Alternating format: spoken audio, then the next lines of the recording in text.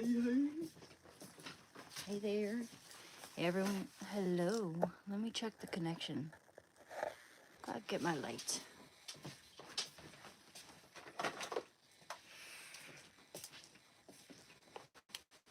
Hopefully that doesn't turn off on me.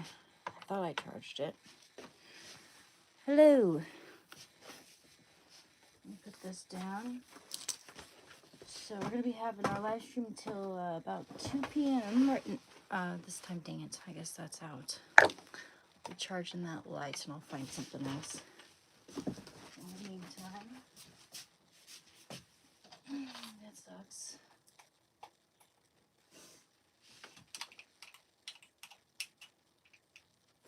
Hello.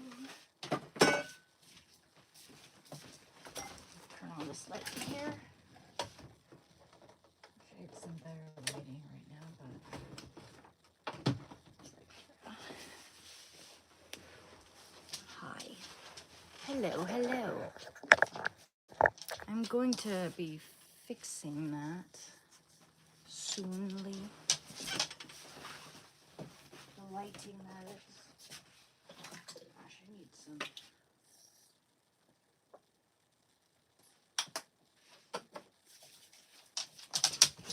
Yeah, you get comfortable, buddy. I think in the meantime I'll make myself some coffee while that light is charging up. Forgot to make some coffee. Will you just make yourself comfortable, Shando? Hey guys, just making Shando comfortable here. 1 second. How's it going? Hi there. Hi. Hi. Zoinks. Hi, Fixa. How are you doing? Here's Shando. Hey, baby. Can I have a kiss? You're sweet. You're a sweetheart. Just turn on this light. Yes, you are. You're a sweetheart. And a baby. And you're strong. And you're smart. And you're wise. And you're noble. And you're brave. Can I have another kiss? Yes, thank you. Oh my goodness, you're so sweet. Coffee time. Oh, here's one of my cups. This one.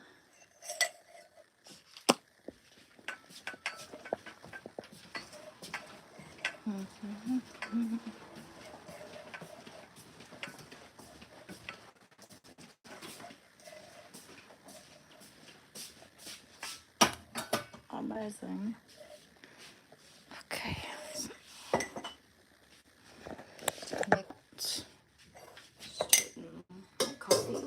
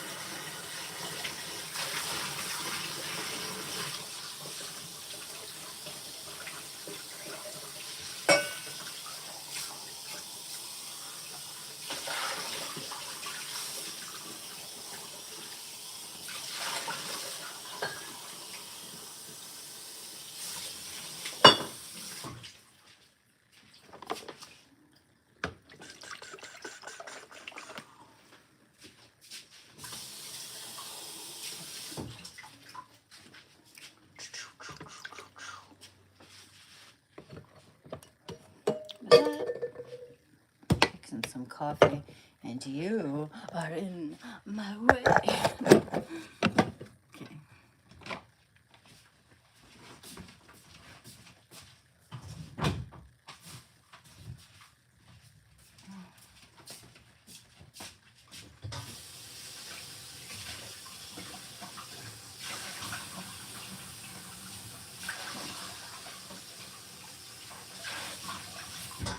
I might take Shando to the store later after my appointment at 2. Which then again it'll be about 3 o'clock when I get ready and leave. I'm gonna go there. Maybe. I'm thinking about it. We'll play it by ear. I need to get some pecans so I can make some sweet potato casserole. So good. Anyhow, coffee's brewing.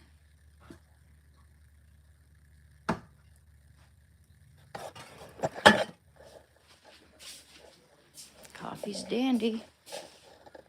Okay.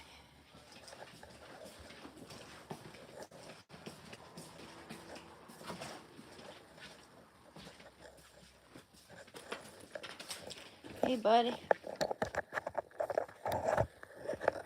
You comfortable, bud? You comfy and cozy with the jowls?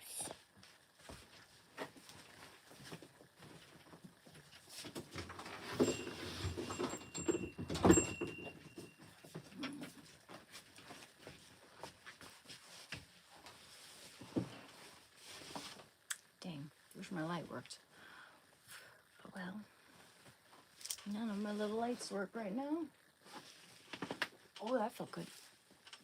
Okay, why don't we open the window a little bit? That'll make it brighter. I'm not sure if this is gonna cast a shadow over me, but we'll see. Let's get this all set up. Yeah, I'm so disorganized today.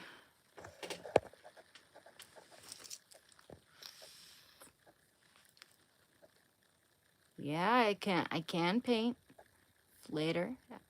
Absolutely. Yeah, I would love to.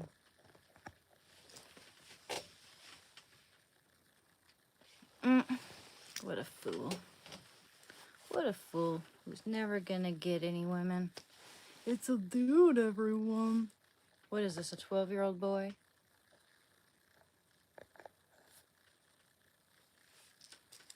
I pity the fool. I pity the fool. Sorry about the lack of good lighting right now, guys. In a bit of a predicament there. Maybe this one works. Hopefully. I don't think I've charged it, though. We can test it, though, for what it's worth. I have a feeling that's going to go out. Yeah. Yeah, that window's not helping. This side a little bit. Yeah. Just let a little bit of light in here. Let me check the connection. Are we connected, guys? Yeah. Okay. That's better. I'm from Oregon. Let me go get my water. Sorry, I'm up and down, up and down, up and down here.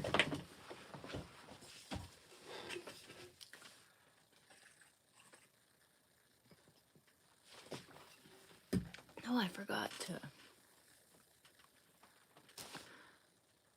Hi.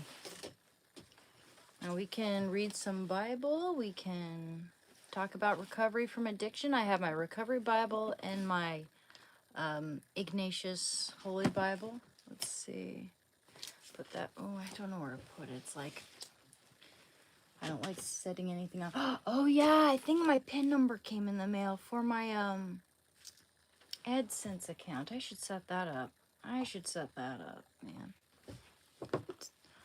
Oh, I was so relieved. I'm sure this is what it is. I'm absolutely certain of it. Yes, it is.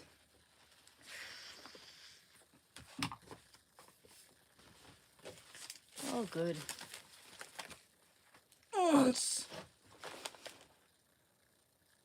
I got the SSRI liquid. Well, you know what? You're pathetic.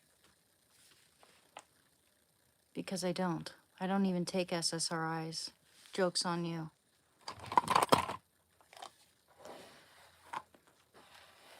I don't take antidepressants.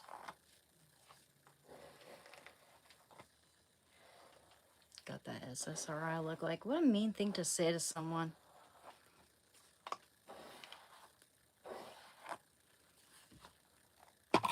Really mean. You know, it's like, even if I was taking SSRIs, that's not a reason to shame someone.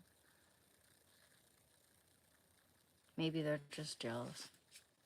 Because someone in the comments just told me I look like a high fashion supermodel, which I don't agree with that, even though I take that as a compliment. Supermodels are like out of this world gorgeous. Usually their eyes are a little more far apart, and usually they're quite a bit taller than me. And just really, really graceful. Long all around, you know. I mean, I'm pretty lanky, but I'm not like that tall. I'm not that tall.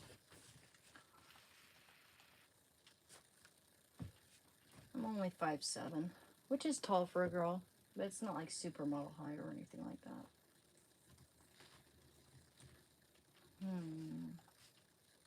Glad my computer's working now. Alright. Okay.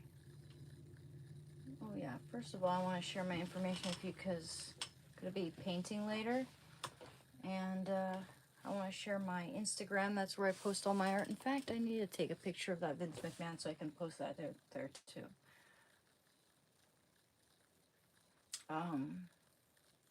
Yeah, this way you can contact me if for a commission if you'd like to. Or you can donate. That's much appreciated too. Either way, you know, your being here is appreciated. Let's see.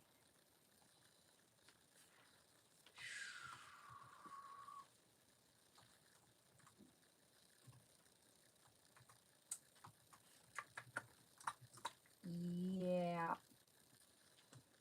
Oops. Yeah.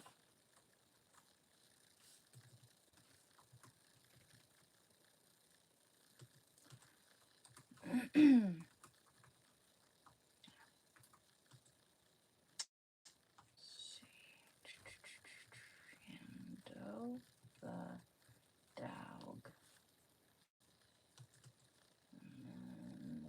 Instagram. Anna.Katrina. .art. Okay, and my Discord is going to be Emerald underscore wing underscore 13473. Okay, I just want to make sure I spelled everything correctly here. Okay. Pin it. Alright. Better check my email here real quick. So I'm going to put in that information on AdSense so that I can make moolah. I'm surprised this came today. I really am, actually.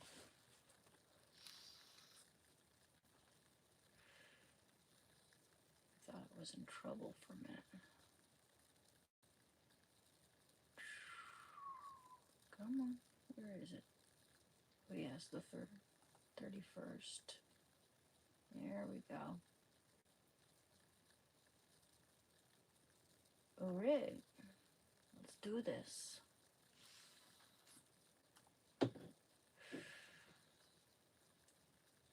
Okay.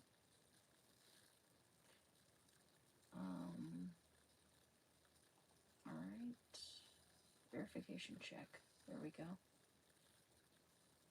Alrighty.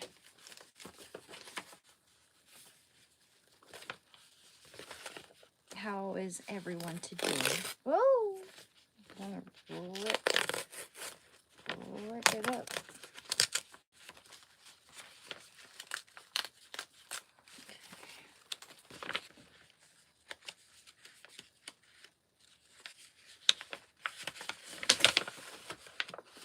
Alrighty, cool.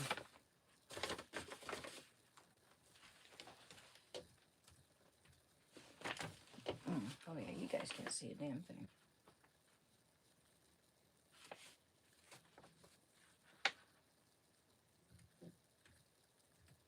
Cool.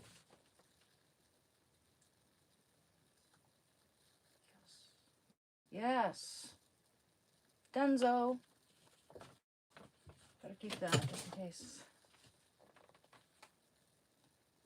Alright, we've done it. Good, good, good, good, good.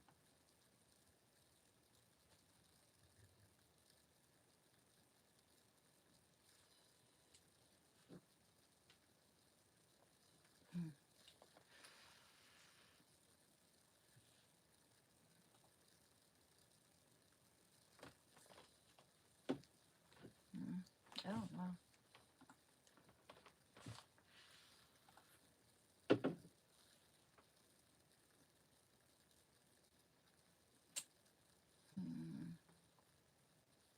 Okay, cool. Continue. Just setting this up here. There we go. Continue. How is everyone? Ooh, yeah, we have rotisserie chicken in the fridge, but it's kind of old. Okay. Oh. Okay. All right. Got it.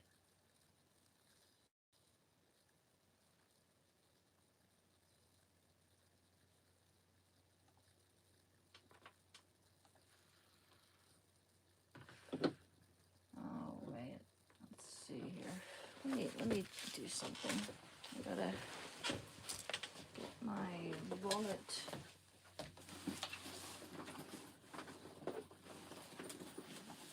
I don't know. Actually, I might want to do this later. I have to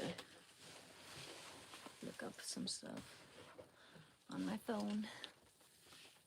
Anyhow, we're gonna do this for about an hour and a half, so I can get some stuff done right before my appointment.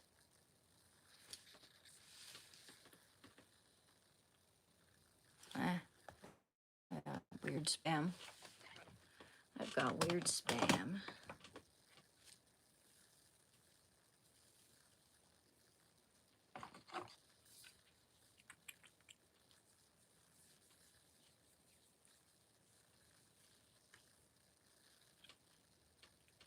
Oh, I just have an appointment with my therapist on Mondays.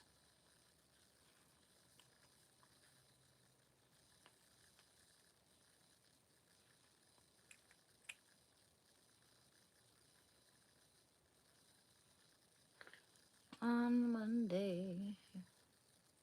Wait a minute. Is it Monday? No, it's not. It's Tuesday. It's Tuesday. I had my appointment yesterday. What am I thinking about? No, I guess, no. I guess we can have this a little longer, but there are some things I need to take care of. I need to set up my bank account and everything like that.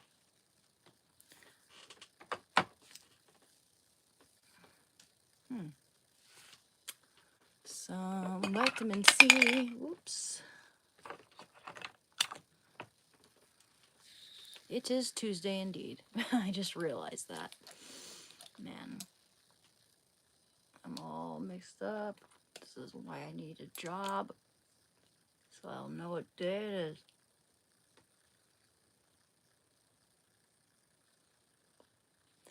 Yeah, we can start a painting later.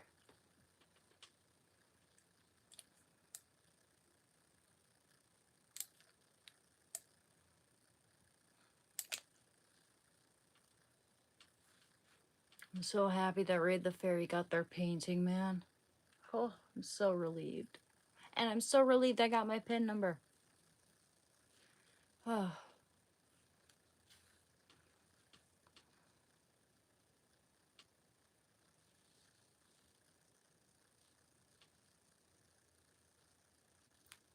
Hey, Sal Bisico. I was a heroin addict for 6 years.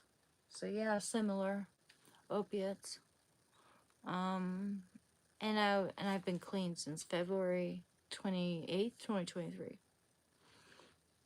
It's almost that date, so it'll be 3 years. It's also almost my birthday. Pretty, I don't know if I'm excited. I mean, I don't mind being 35 at all, but it's a good age actually. But I'm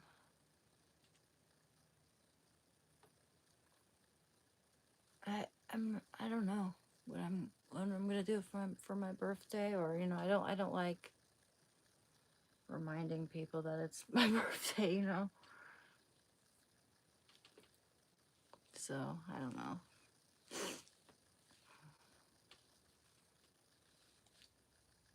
People are so busy that they often forget that it's my birthday.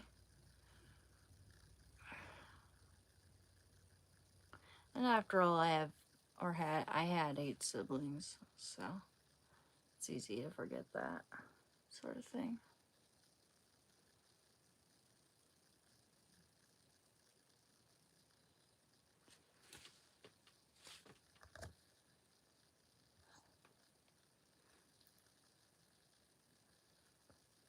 Hey, I'm from Oregon.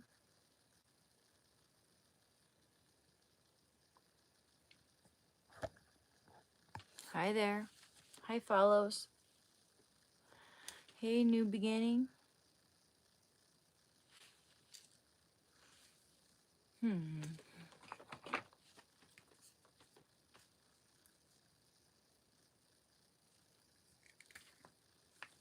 Hello, hello, hello. Hello, hello, hello.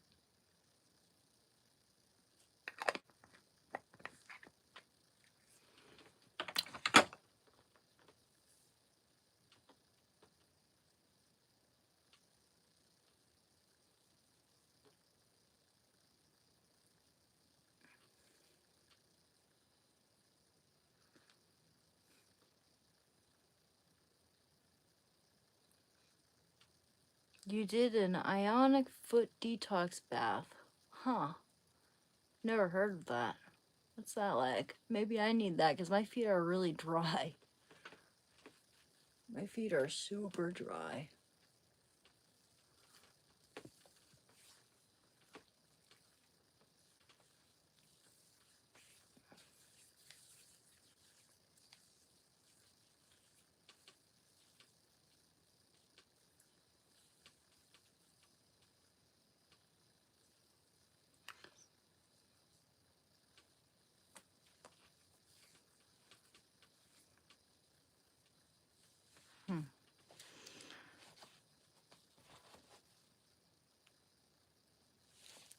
Okay. I haven't been in a sauna in ages. Not since I used to go with my dad to the fitness center. Forget which one it was, like 24-hour fitness or something like that. And yeah, I was like a teenager. I haven't been in a sauna in ages. Probably in over half my lifespan, I haven't been to one of those. Oh, thank you, Roof King. Yeah, I move around a lot.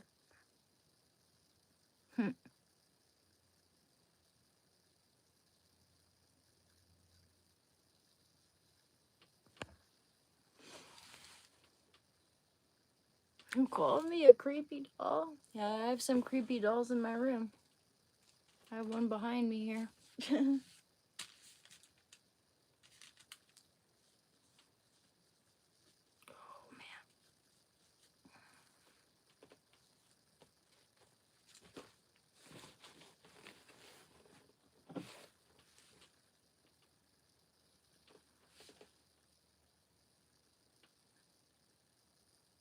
I wish, Johnny, I wish.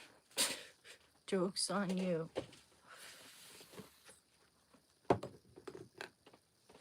And if you would like my sister's life after death story, I'm not sure how I can get it to you, but I would like to share. Yeah, I would love to read that. I've shared my Discord here down in the comments. I also have my Instagram down here, so you can DM me via that route.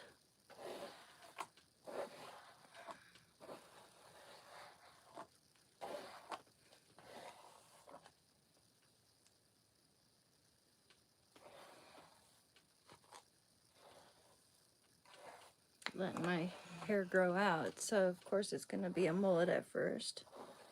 Also, you know what's really funny? Like, it seems like mullets are a certain type of mullets in style now, even though that's definitely not what I'm going for. Look, just waiting for it to grow out. It'll take a little while.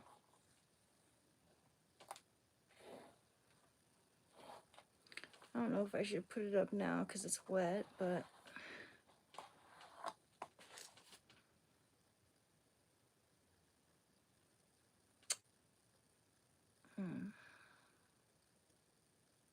okay.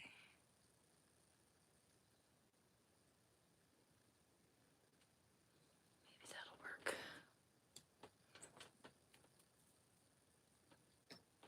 Here we go.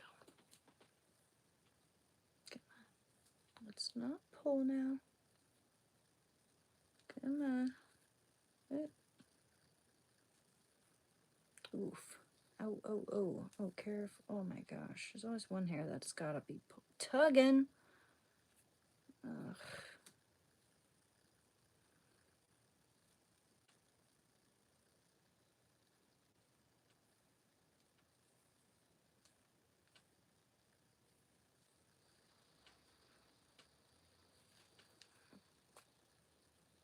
I wish this was just a little more gentle.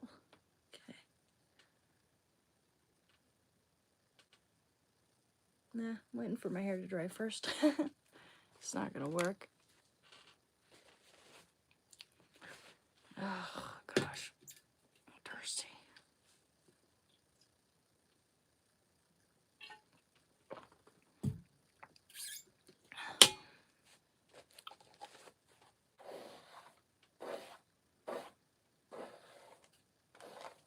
That's right. I got some morsels. Ah, speaking of which, maybe I should lift some weights. Oh yeah.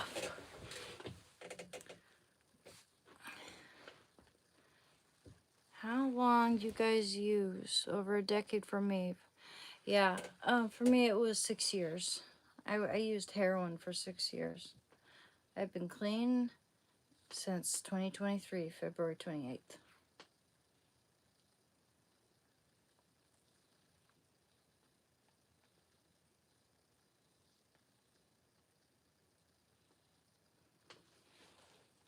What is the word for my day?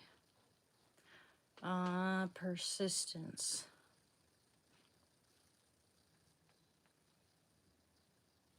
Yeah. Yeah, buddy. Persistence and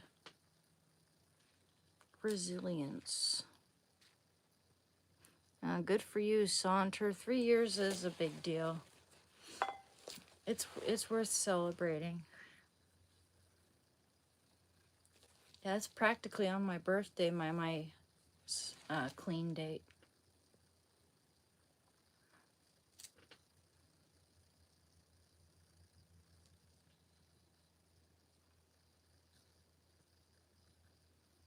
Hi there.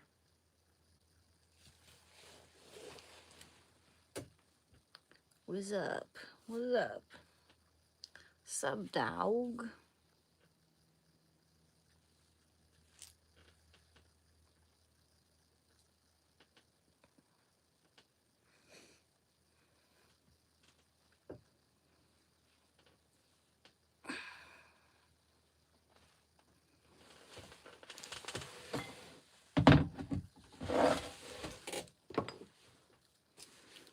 bathroom has been clean for 1 day. Yeah.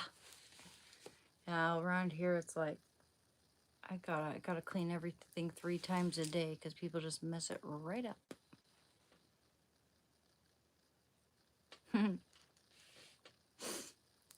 It'd be cool to have a workout partner for sure. Ooh, I feel my hair is really growing longer. Feel it. It's so nice when you can feel it on the back, on your back a little bit. Like, that's nice. Wish it was a little more even, but. Hey, buddy. Shando, don't do that. Don't do that.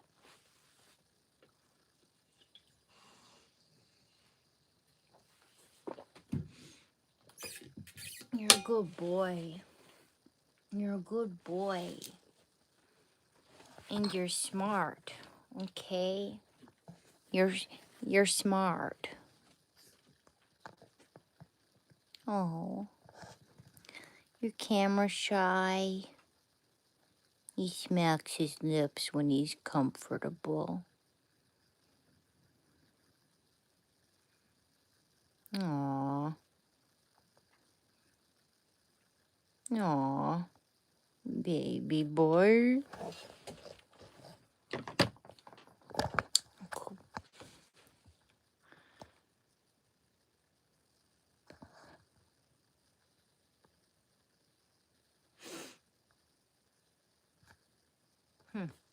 Yes, thank you. Please like and subscribe, everyone. It's very much appreciated, Fixa. Thank you for promoting my channel. I forget to ask sometimes, so I'm trying to grow mine out too, and I just started using a treadmill. Got really out of shape after a decade of using, even though not overweight. Though us junkies rarely are. Yeah, that's true. Yeah. Yeah, I was skin and bones at one point when I was using, especially when I was going cold turkey, because I literally couldn't eat anything. In fact, the only thing I could consume at all was applesauce. That's the only thing I could have was applesauce. I love this stuff so much.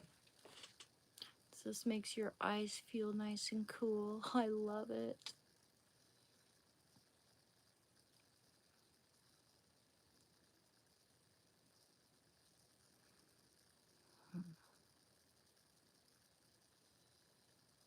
The habit I'm trying to break now is I'm trying to quit smoking weed. It's not like I have anything against weed per se, but it dampens my motivation, makes me groggy. I don't want that. I'd rather, now I'm sure I'm capable of handling drug dreams a lot better than I was back when I was fresh in my recovery. I can't even imagine using now. All the progress it would erase. All the people it would hurt.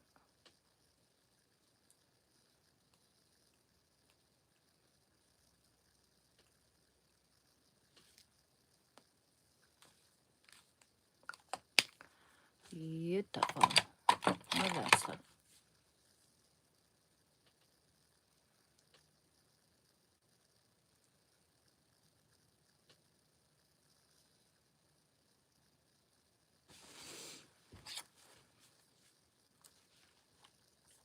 Well, thank you. Yeah, I'm doing a lot better.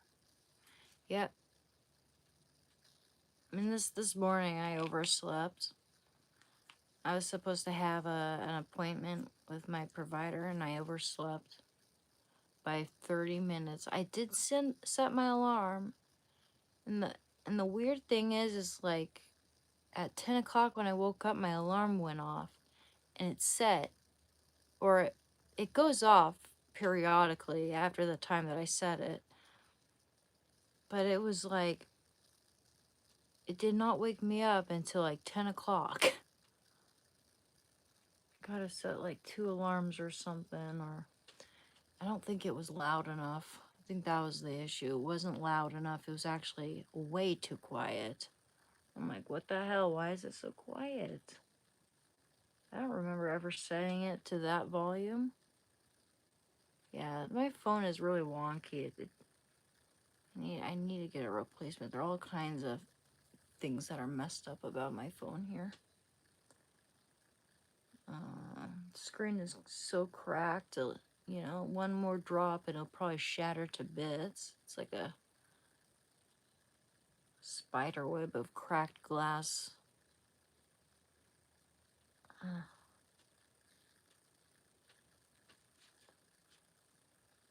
I needed the extra rest, man.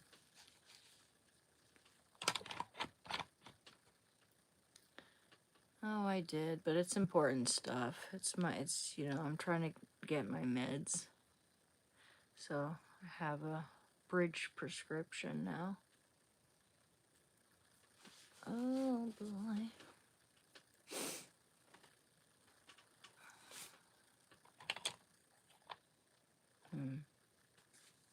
Ooh, this might look cute with this shirt.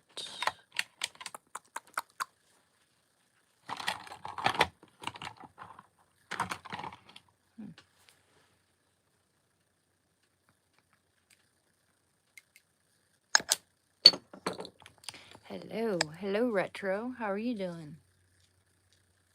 Good for you, Jimmy. 346 days.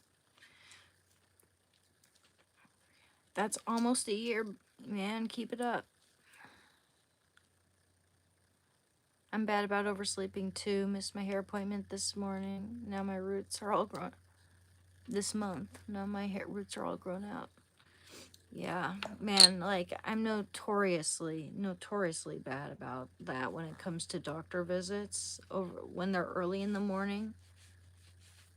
Like I get distracted so easily. I take forever to get ready because there's always something that distracts me, and then I forget to check the time, and then it's like and they won't, you know, those guys are busy. They're not going to wait 10 minutes for you to get ready and go, you know.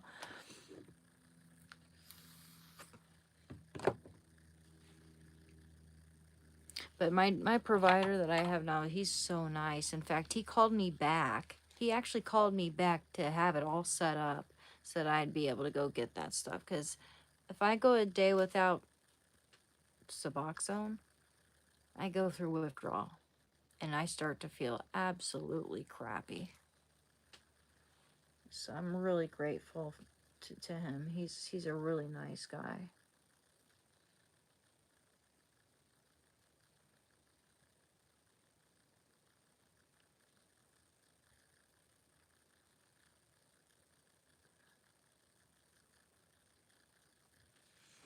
I love this color.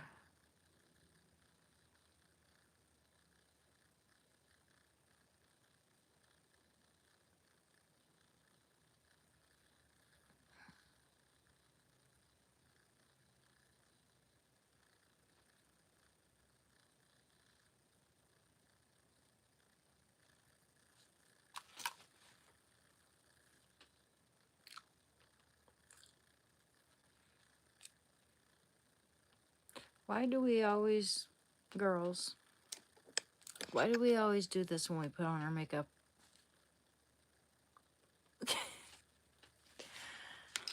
Guess it stretches out the face a little bit, makes it a little easier. Oh yeah. Space cowboy. Space cowboy. Where is my space cowboy?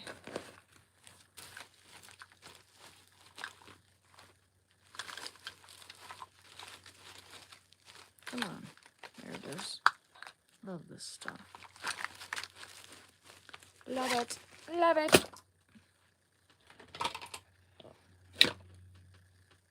Why do rich people laugh differently? Like, ah ha ha. Ah ha. Ah ha.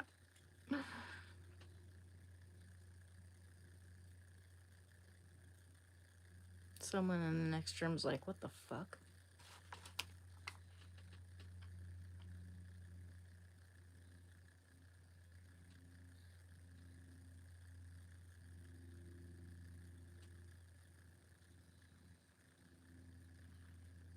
looks really cute mixed with the greenish.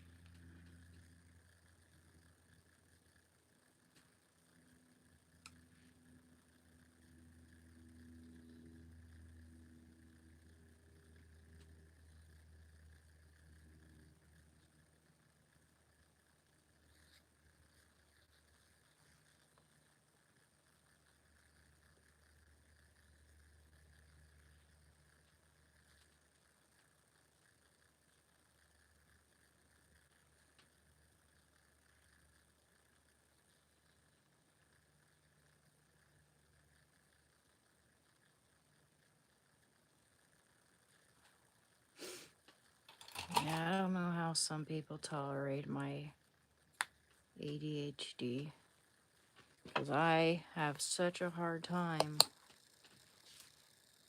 staying with it. I really do.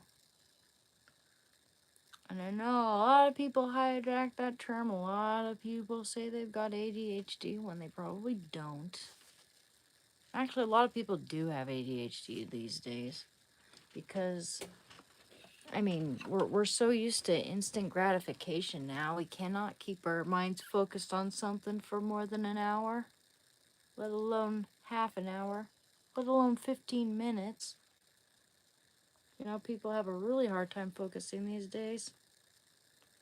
So yeah, I think that ADHD is something that's on the rise because, I mean, people are talking about endless mindless scrolling and how it's affecting their brains now.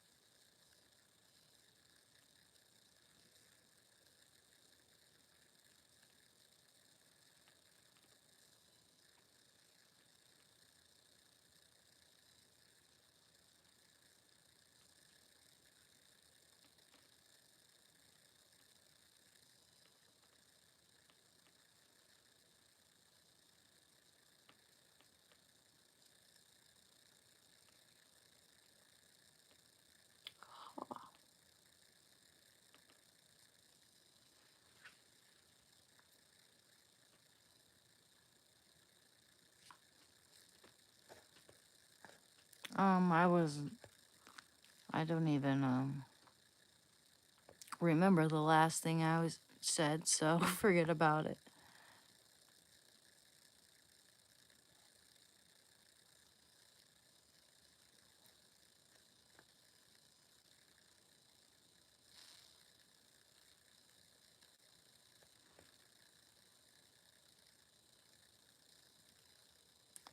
Friend drama. My ex-best friend of 4 years now hates my guts because she's jealous that I have more friends than her.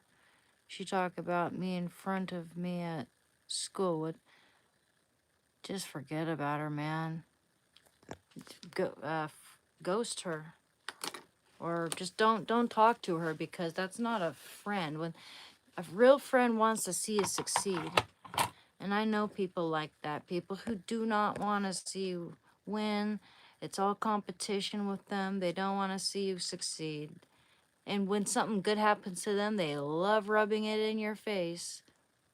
If something bad happens to you, suddenly they're your best friend. But if something good happens to you, they completely ignore you or put you down or belittle you. Yeah.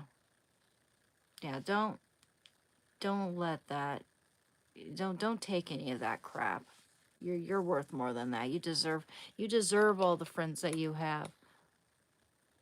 And if they have a problem with it, that's on them. There's something wrong with them, not you. There's nothing you need to do to change. They're the ones that need to look in a mirror, quite frankly. If you know, all that is indeed what's going down.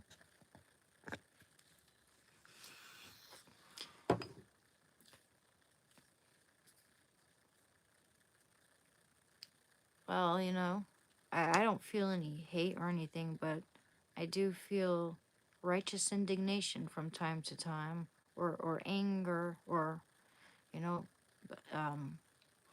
frustration. I try to make that feel for, I'm fueled by the thought of proving people wrong about, when people say things about me being a junkie or whatever, prove them wrong. Prove them wrong because they really don't know anything about you. Only you know what you're capable of. Sometimes we're capable of a lot more than we give ourselves credit for.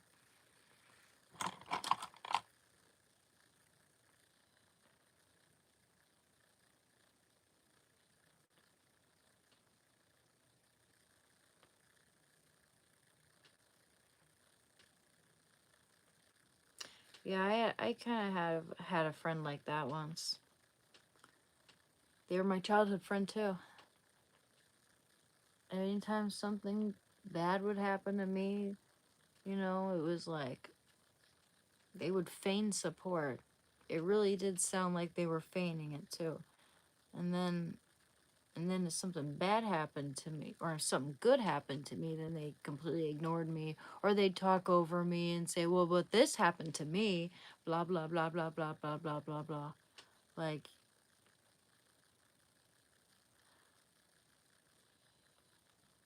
I doubt that if I were to have, like, for instance, if I were to have a wedding or a graduation or anything like that, I probably wouldn't be able to have a special day without them making it all about them.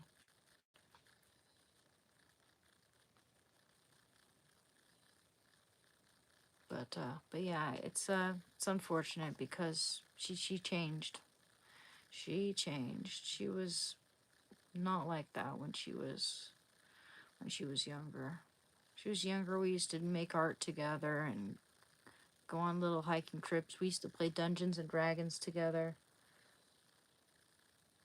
Now it's like she shows off how big her violent, abusive boyfriend's package is. Even like her ex likes to show off that her boyfriend's a convicted felon, which, it's like, I don't judge someone for being a convicted felon. I don't know what they did. Maybe whatever they did was like, maybe it was something that I've done before. Maybe it was based on substance abuse or something. I don't know. But her showing that off like it's something to admire really rubbed me the wrong way.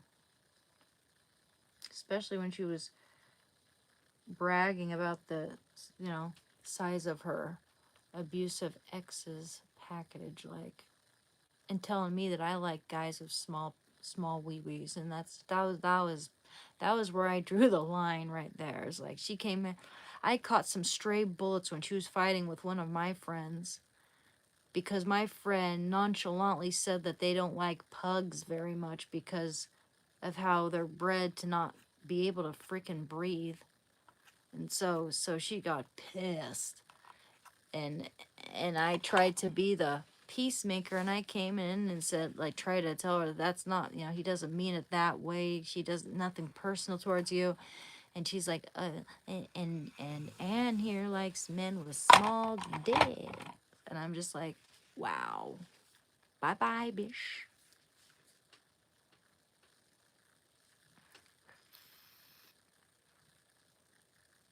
Yeah, people are weird, man.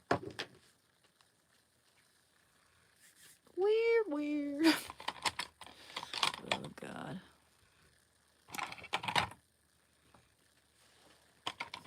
Looking for something.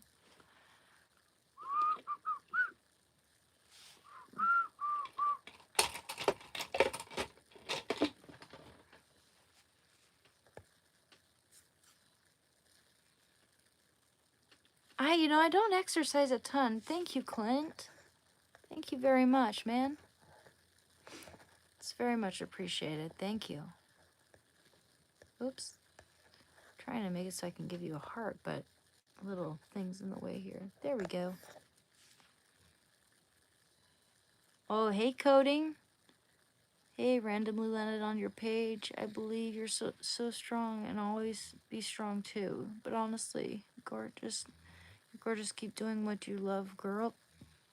Coming from a girl's girl, not some awesome. Well, welcome to my channel. I don't have enough girls on my channel, so it's you are so welcome. Hey, thank you. You know, I like guys. I really do. I mean, people are people. I like people, but it would be great if I had more girls on my channel too. Because I like to talk about girl things as well. Oh, yeah, I'm recovering from heroin, Danny. Sorry to break it to you. I was a heroin addict for 6 years and I've been clean for almost 3 now.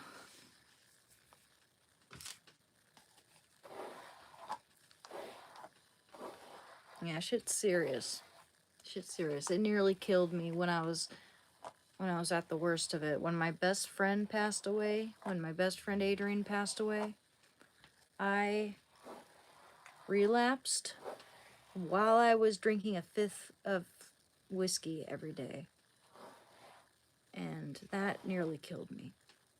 I OD'd 3 times since that event.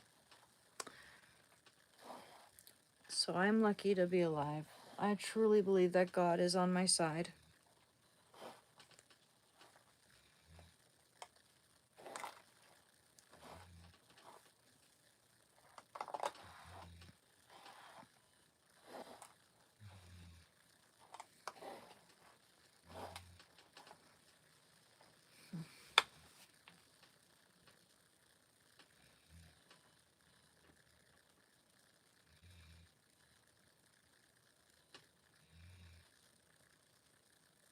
Shando's doing great. He's actually sleeping. Sleeping like a log right now. And after this live stream, I'll take him for a walk. Maybe to the store to pick up some pecans. I'm not sure.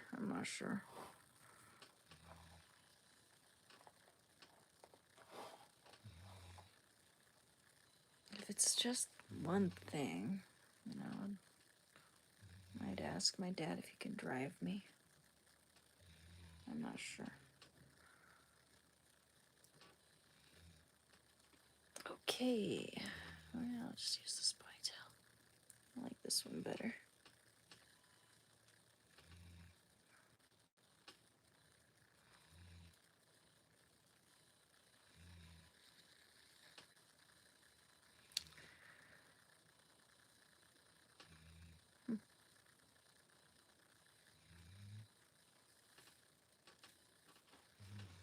Oh, my coffee's done. Oh, can't forget that. I'll be right back.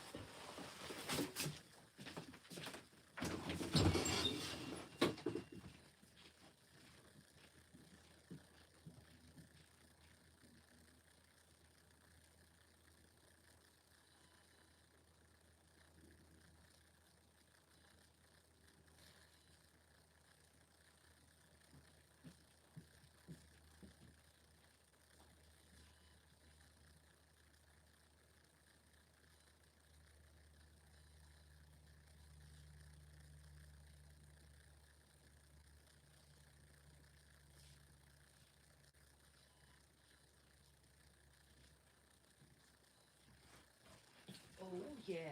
Yeah, you see, Shando's so tired. You didn't even follow me this time. Well, you're smart. You know I'm just getting coffee. I just spilled some of it on my floor, too. Oh, well. Okay. Oh, yeah, buddy. Coffee.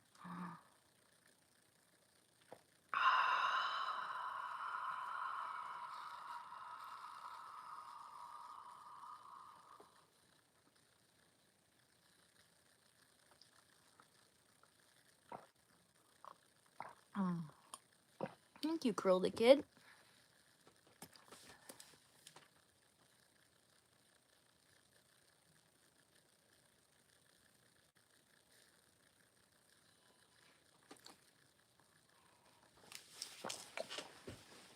Some people like to inhale their coffee, I'll bet.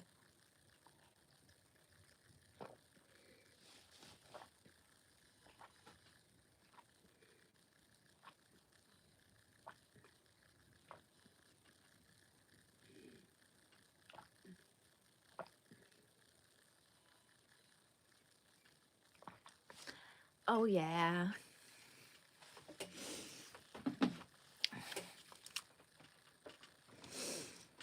Mm.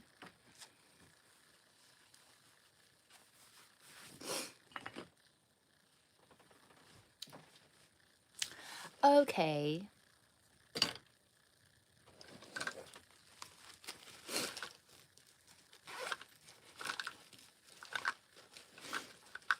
I miss my grandma, guys. I've been thinking about my grandma lately, and I miss her. She was an angel.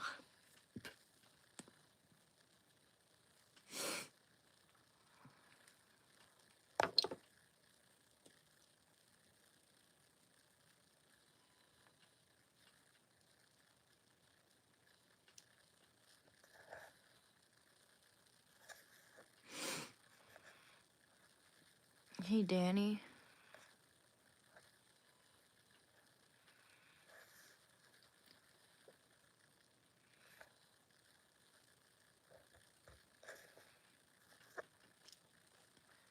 Thank you. Thank you, still here. Didn't realize I looked unhappy the other day. You know. I mean, there are reasons for me to be upset, but I'd rather not disclose everything about my personal life, you know?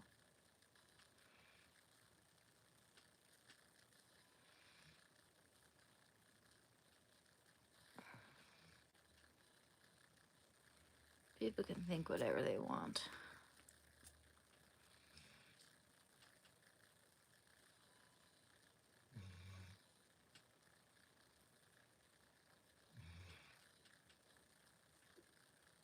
And as long as you stand your ground, you know yourself, you know your limitations, you know your weaknesses and your strengths, you know the truth, then you don't have to take anyone else's bullshit. You know? If anyone ever tries to manipulate a situation or manipulate you, you know, or wants to get a rise out of you, if someone is trying to poke your buttons, trying to get you to react in a certain way that makes you look bad, that's their mission, and in that moment, and don't give them what they want. Just do not give them what they want.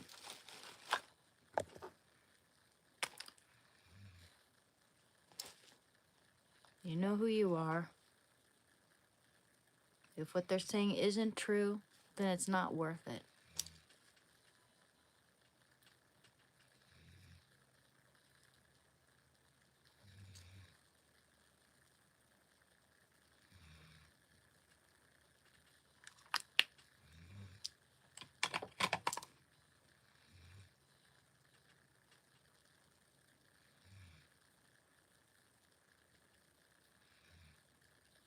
You know, my ADHD is so bad that I don't remember to watch a movie when I plan it,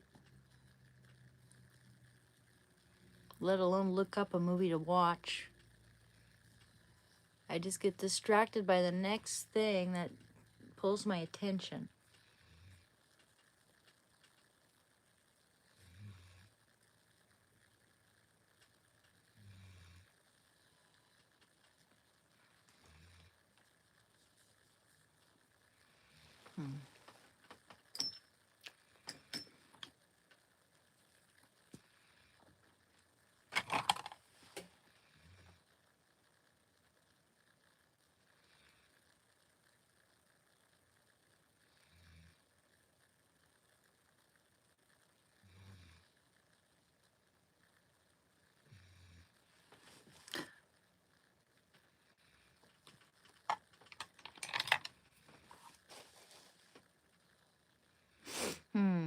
wonder what that is.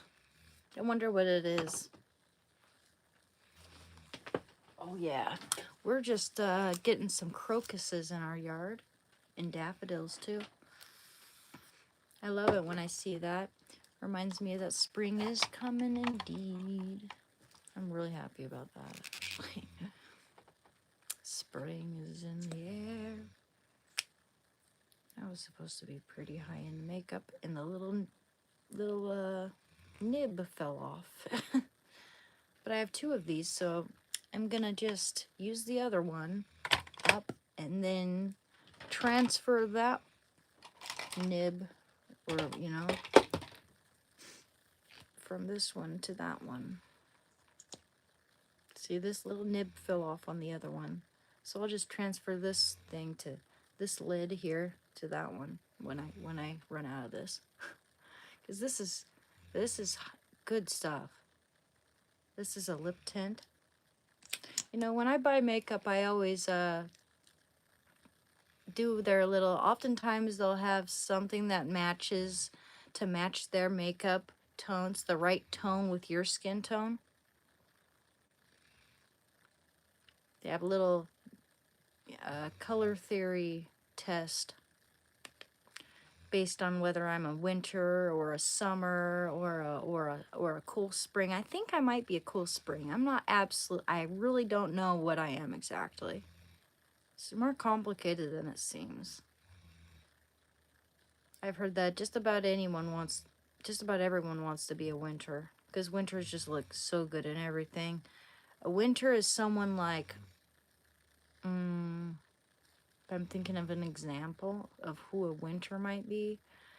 When I think of a winter, I think of that girl from Breaking Bad who dated Jesse Pinkman, the goth girl that choked on her vomit.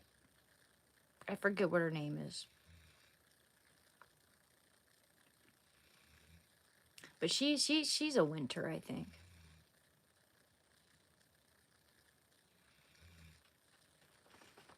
Can you say hi to Nick Carey? Dude, I don't know why you're spamming me. I don't know who you are. But I'm gonna put you in timeout for spamming me like that. Disrespectful. I have bad anxiety. I get prescribed Klonopin. I can't leave the house without it. I wish it wasn't that way. I hear you, dude. I can't wait until I'm off of this Suboxone, because if I go a day without it, it is hell.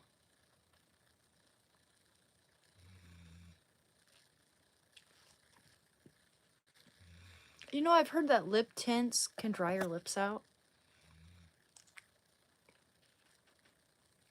So I'm gonna put a little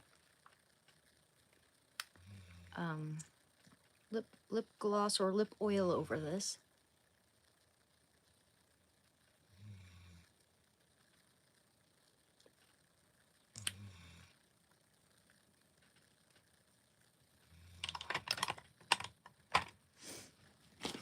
I love my pink makeup bag. My neighbor gave this to me. Isn't that cute? That zipper. And I'm not sponsored by these people, but by any means, but I love this stuff. This stuff, it's OG. And it's really good quality. Maybe I should call them up and they will sponsor me, because I love this stuff. This is the best contour kit ever. And I don't always contour, but this stuff is subtle. It's not like, back in like 2016 when girls were overly contouring and it just looked terrible. It made everyone look like handsome Squidward. That's not where you want it to be at. You do not want to look like handsome Squidward girlies. No, you do not. No, we do not want to look like handsome Squidward. Especially when I have a dimple to boot. That would just... that would just make it look... That would make me look even more like handsome Squidward if I were to overly contour. No, you do not.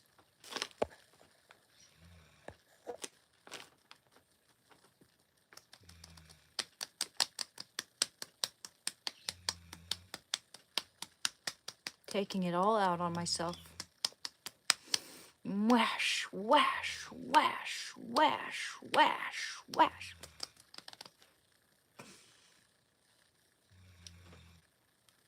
Smack that. Clap them cheeks.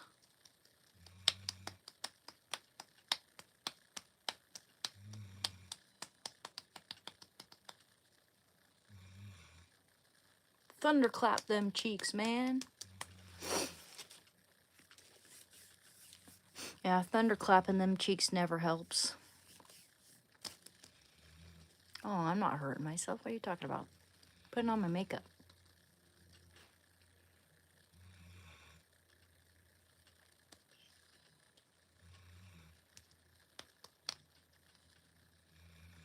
I'm not pulling a Dobby here. I'm not punching myself.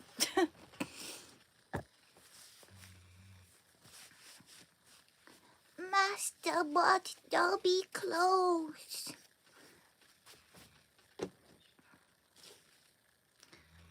Dobby is free.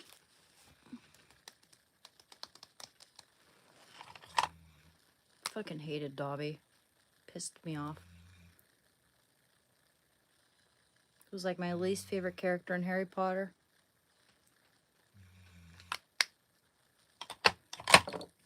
I liked Finch a lot. I thought, and you know what really kind of bothered me about the Harry Potter movies?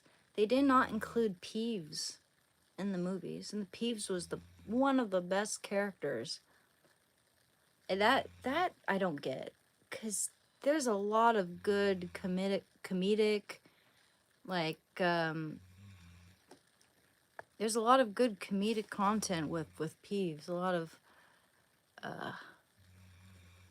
whatchamacallit, comedy relief with him. So I don't know why they wouldn't include Peeves in Harry Potter in the movies. That was the first thought I had. Is like, where's Peeves when I was a kid and I watched the movies? And then, I mean, I watched the first movies, the very first Harry Potter movie before I started reading the books. Right after I watched the first movie, I started reading the books. And I was like, how old was I? Like 11? I was so happy when my brother gave me his book, like his hardcover of the Prisoner of Azkaban. That's still my favorite Harry Potter book. Because that's the only one that's not about Voldemort all the time. But I was so happy. I was like celebrating, jumping up and down. I read it in like a day. That particular one, I read in like a day and a half.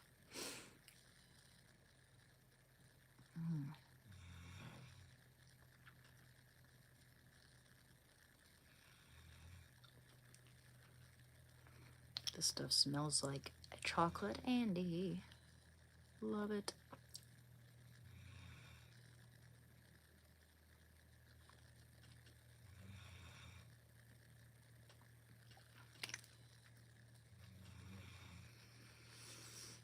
I love lip gloss. That smells good. Just makes you want to go.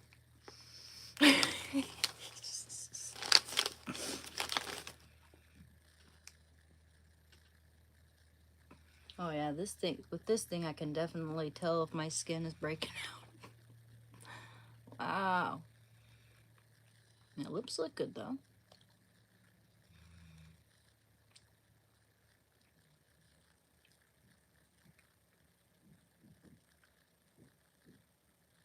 Goodness, I need some mineralizing toothpaste.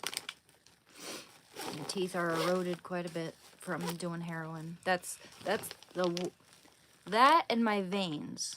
That and losing my veins, not being able to get not being able to get my blood drawn. They have to go for my foot, and having my teeth erode. Those are some of the permanent effects of me doing heroin now. I mean, could probably get my teeth fixed, but at what cost? How much is that gonna cost? The veins, they'll take a while to some of those to repair, and a lot of them will be permanently damaged under some scar tissue. Yeah. So there are regrets. There are many regrets. I had perfect teeth at one point. My family spent a lot on my braces, only for me to go do something that damaged them. I never once thought about how that would affect my teeth when I started doing it.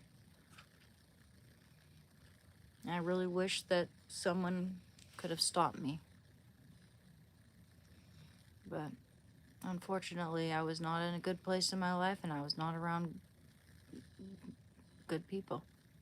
I mean, I'm not saying they're bad people, but not the right people for me to hang around.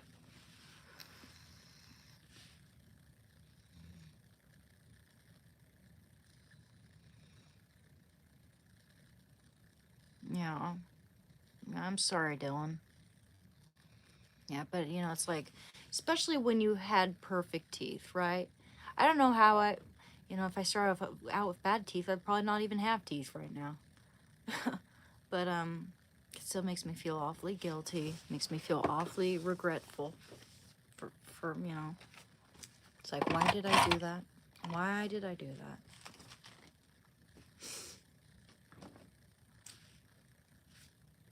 I'm gonna go check my light over here. I'll bet that's charged up.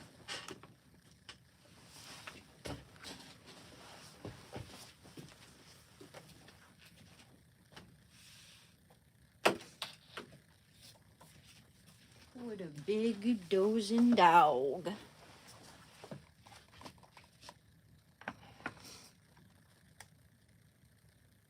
Cool.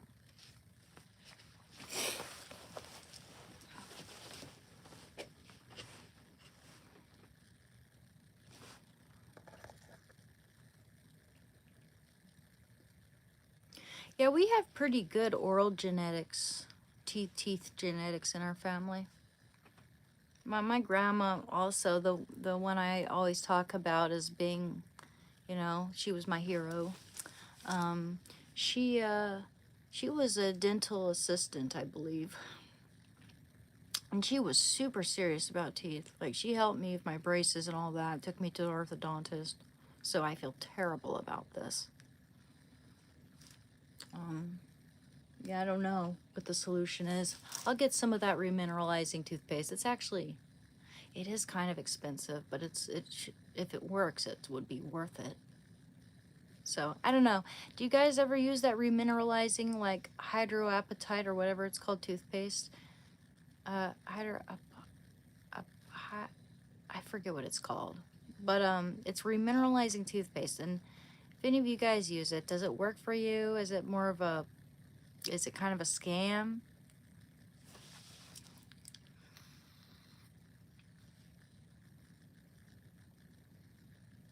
Yeah, I've seen young people with dentures. I also heard about this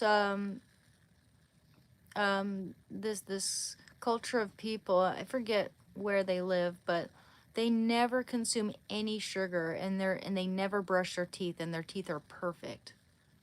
So make of that what you will. I wish I could remember the name of, like, it's like a tribe or something.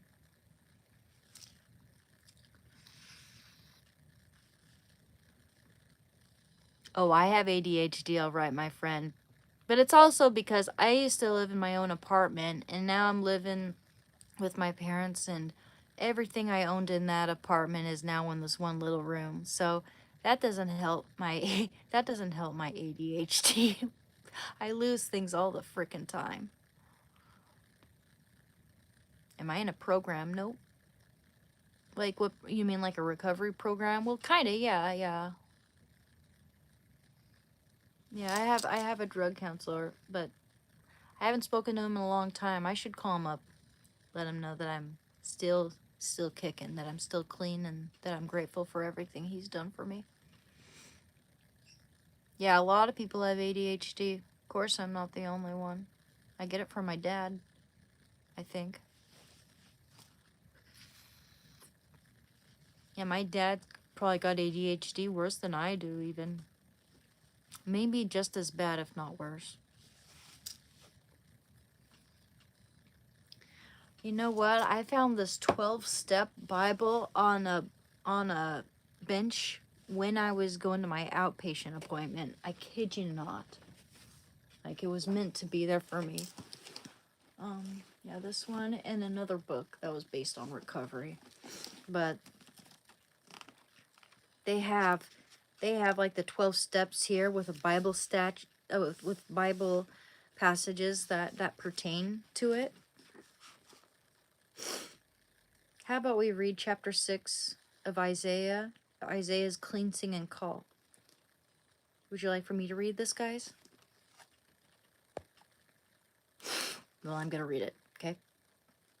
It was in the year King Uzziah died that I saw the Lord. He was sitting on a lofty throne, and the train of his robe filled the temple. Attending him were mighty seraphim, each having 6 wings. With 2 wings they covered their faces, with 2 they covered their feet, and with 2 they flew. They were calling out to each other, "Holy, holy, holy is the Lord of heaven's armies. The whole earth is filled with his glory." Their voices shook the temple to its foundations, and the entire building was filled with smoke. Then I said, "It's all over. I am doomed, for I am a sinful man. I have filthy lips, and I live among people with filthy lips. Yet I have seen the King, the Lord of heaven's armies." Then one of the seraphim flew to me with a burning coal he had taken from the altar with a pair of tongs. He touched my lips with it and said, "See, this coal has touched your lips. Now your guilt is removed and your sins are forgiven." Then I heard the Lord asking, "Whom should I send as a messenger to this people? Who will go for us?" I said, "Here I am, send me." And he said, "Yes, go and say to this and say to this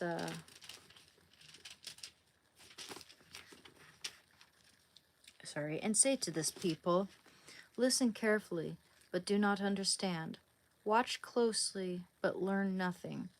Harden the hearts of these people. Plug their ears and shut their eyes. That way they will not see with their eyes, nor hear with their ears, nor understand with their hearts, and turn to me for healing." Then I said, "Lord, how long will this go on?" And he replied, "Until their towns are empty, their houses are deserted, and the whole country is a wasteland, until the Lord has sent everyone away, and the entire land of Israel lies deserted. If even a tenth, a remnant, survive, it will be invaded again and burned. But as a terebinth or oak tree leaves a stump when it is cut down, so Israel's stump will be a holy seed."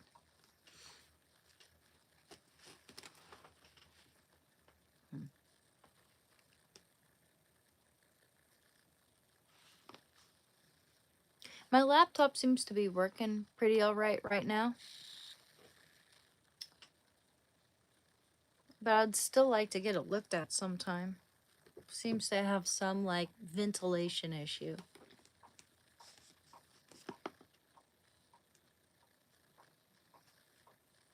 How do I interpret this passage and how do I feel about it?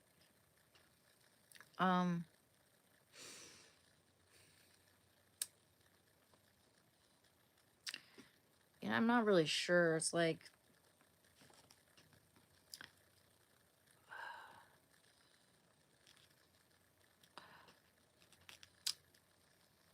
the guy is a sinner, and he's talking about being around a bunch of people who are sinners and not being worthy of going to heaven. I take it as, like, if we have God and Jesus, and if we have Jesus in our hearts, and we just speak truth in his name, then I mean, we should always tell the truth, even if people don't listen.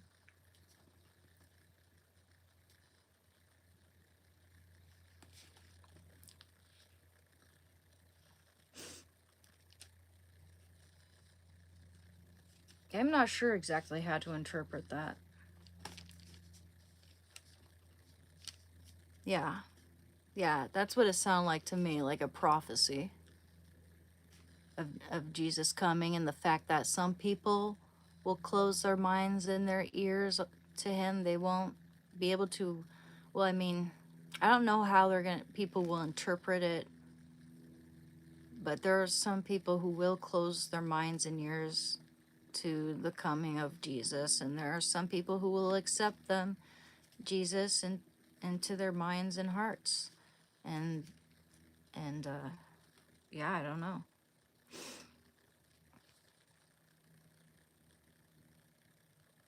Mm-hmm. Yeah. Yeah, Jesus will always rise again no matter what. People try people try to, bring him down. People try to, discard religion and put Christians down, but Christ will always rise up no matter what. It is hard to interpret Bible passages because some of them can be interpreted in various ways, and some people will disagree on certain things. What would you like for me to read? This is the recovery Bible, the Life Recovery Bible, for people who struggle with alcoholism, drug addiction, you name it.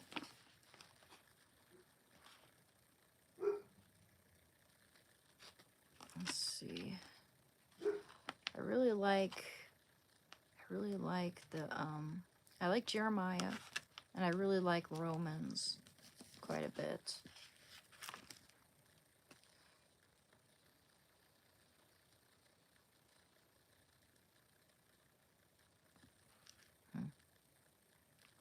How about Proverbs chapter 27, verse 17?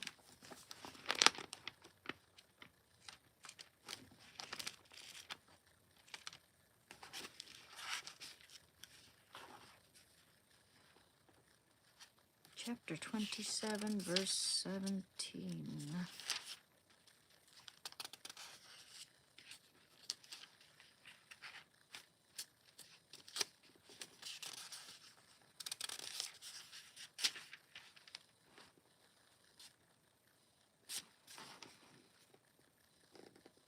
Iron sharpens iron, and one man sharpens another. Yeah. Iron sharpens iron, and one man sharpens another. I interpret that as strength breeds more strength. Like, if you surround yourself with strong people, people who are, you know, with faith, people who are resilient, people who work hard, then you get stronger too. That's how I interpreted that. Verse. Yeah, I liked that.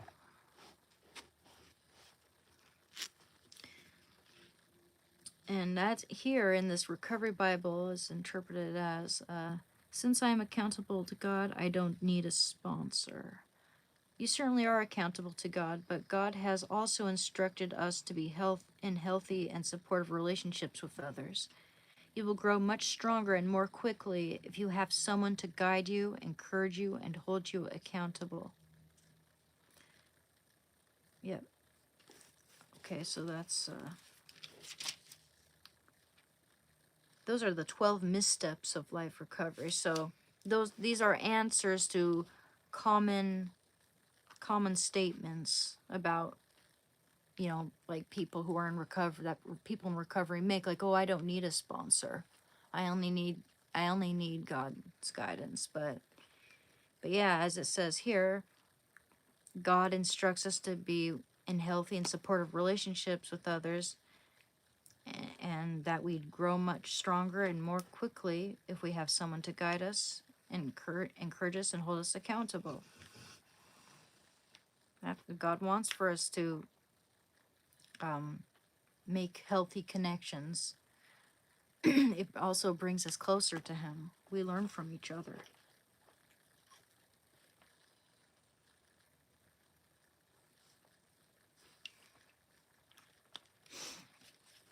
Okay, I'm going to start from the beginning there because that's really good. The 12 missteps of recovery. One is, I can quit tomorrow. Okay, that's the first misstep. Okay, I'm going to start here. These false thoughts and assumptions have derailed many in their recovery, and some reflect the mistaken thinking of people sincerely trying to do things God's way. That's a weird sentence. These false thoughts and assumptions have derailed many in the recovery, and some reflect the mistaken thinking of people sincerely trying to do things God's way. Awareness is the first step in avoiding these common pitfalls. So number one is, I can quit tomorrow. Tomorrow has no power or strength to initiate change into your life. Today, right now, is where the power is. Waiting even one more day is a decision to stay on a path that has proven to be destructive. How do you know what your life will be like tomorrow? Your life is like the morning fog. It's here a little while, then it's gone. Remember, it is sin to know what you ought to do and then not do it. Wow. And I feel like I ought to be painting, and I always feel guilty when I don't. That's interesting. James chapter 4, verse 14. Let's find that here. James chapter 4, verse 14. No. Yeah, verse 14.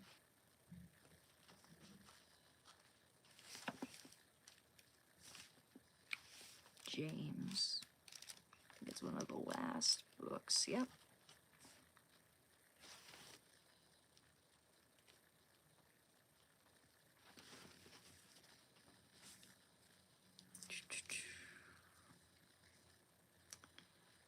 Chapter 4, verse 17. Verse 14. I think. No, yes. All right. Whereas you do not know about tomorrow, what is your life? Whereas you do not know about tomorrow, what is your life? For you are a mist that appears for a little time and then vanishes. I love that. Whereas you do not know about tomorrow, what is your life? For you are a mist that appears for a little while and then vanishes. Wow. That's great. How did my creative process change? Well, during the honeymoon phase, I was super, super active with my art. I was working on like 5 different paintings at once. I was in college, and I was, pursuing my art in college.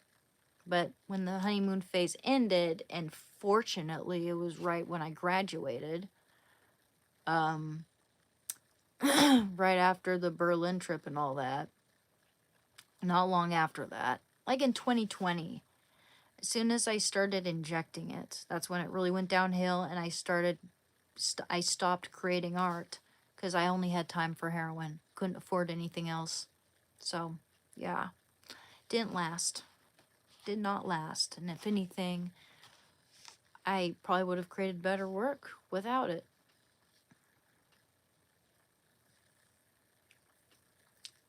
It's unfortunate.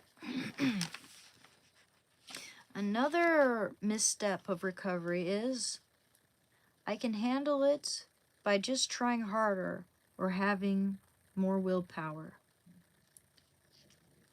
Under your own strength, you have lived a life that has led to disappointment for you and for those who care about you.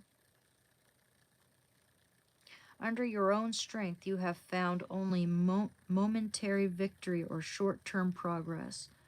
Under God's strength, you will experience transforming power that will last forever. And here's a quote. But those who trust in the Lord will find new strength. They will soar high on wings like eagles. They will run and not grow weary. They will walk and not faint. Isaiah chapter 40, verse 31. Isaiah. I think it's old, yep.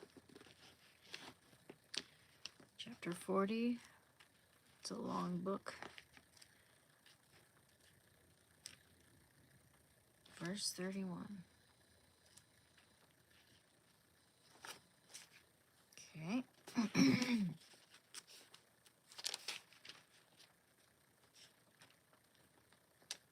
Oh, I've already highlighted that one. But they who wait for the Lord shall renew their strength. They shall mount up with wings like eagles. They shall run and not be weary. They shall walk and not faint. Beautiful. Now, number 3 is of the 12 missteps of life recovery. Number 3 is turning my life over to Christ is the only step I need. Okay? Turning your life over to Christ and repenting of your sins is a huge first step. Surrendering to Him is the most important step, but it is still the beginning. It does not instantly build your character or make you mature in your faith. Working through the steps based on God's Word will lead you to a better place of maturity, wisdom, and transformed character.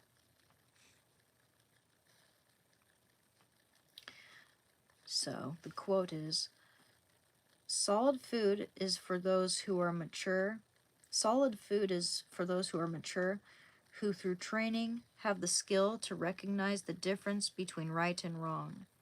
So let us stop going over the basic teachings about Christ again and again. Let us go on instead and become mature in our understanding. Hebrews chapter 5 verse 14 and chapter 6 verse 1. Okay, let's go to Hebrews.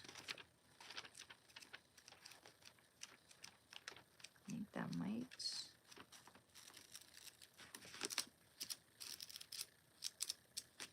Hebrews.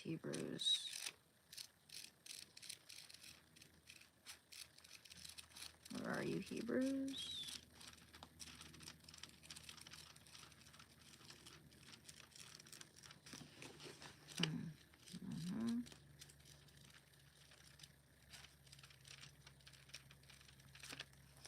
Hebrews, come on, where are you?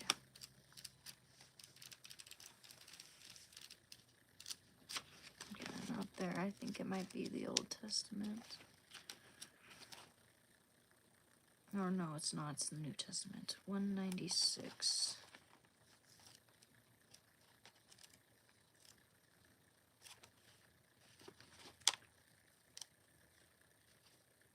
Hmm. 196, okay.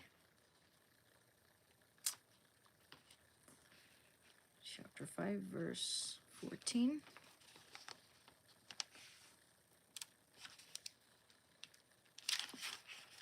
Okay. But solid food is for the mature, for those who have their faculties trained by practice to distinguish good from evil.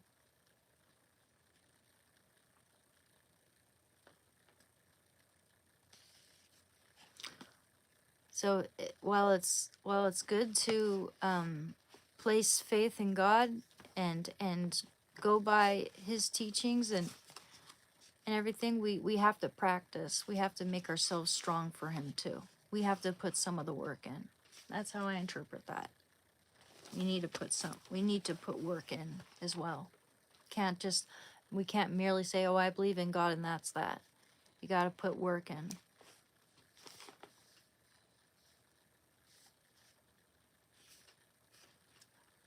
So what was that again? That was Hebrews chapter 5 verse 14.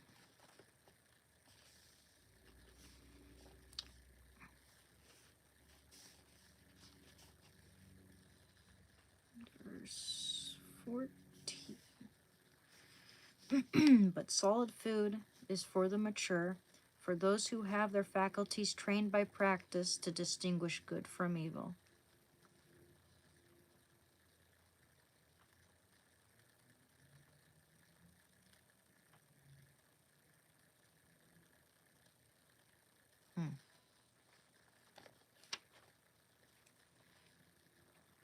So apply yourself,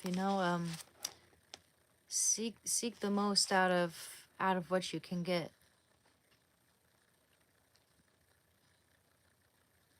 Yeah, you can see one of my paintings. I just finished a painting of Vince McMahon here, if you'd like to see that. Yeah, this is Vince McMahon here. Let me show you. This is my most recent work.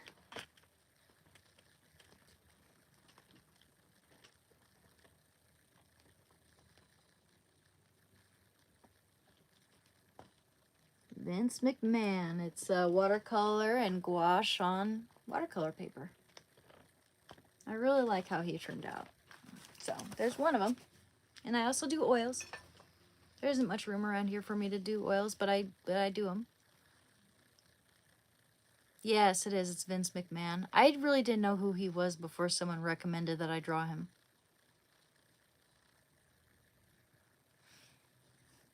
Okay. Let's read another one. Oh, and let's also read, where is it? I thought there was another one.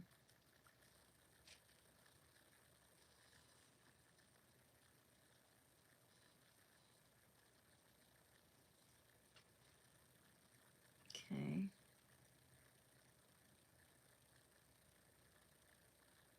Oh, yeah. In Hebrews chapter 6, verse 1. Okay.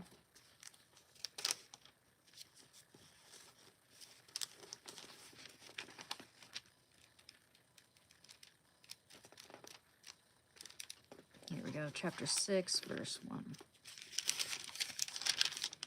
Therefore, let us leave Therefore, let us leave the elementary doctrines of Christ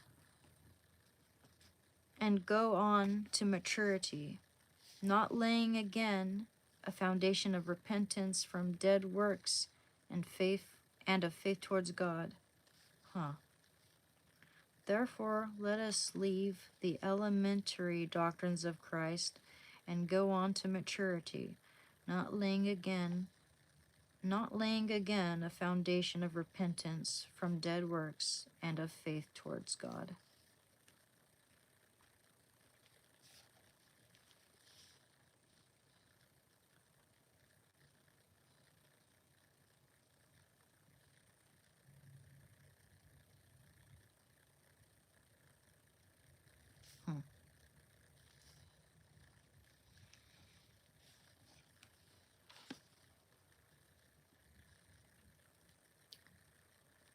Hey, you know what? I've just shared my Instagram. I've pinned my Instagram down here. That's where you can find all my artworks. I do have some landscape paintings, but I'm more familiar with I do more portraits and stuff. But I can do all that. I can do landscapes just as well. Okay, now for another one. The fourth 12 misstep, the fourth misstep of life recovery is 12-step groups that don't talk about Jesus aren't worth my time. A recovery group that focuses on Christ is helpful for anyone's recovery, but a group like that may not exist anywhere near you. And if we segregate ourselves from others who don't know Christ, they will not hear the message of hope and restoration that we have. You can be a light to another who is walking in darkness. And the quote is, I have come as a light to shine in this dark world, so that all who put their trust in me will no longer remain in the dark. John chapter 12, verse 46. John chapter 12, verse 46.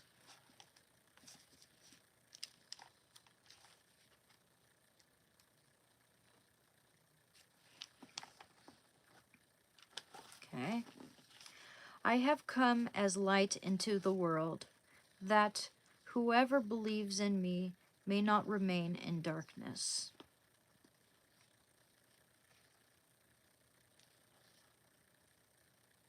I have come as a light into the world, that whoever believes in me may not remain in darkness.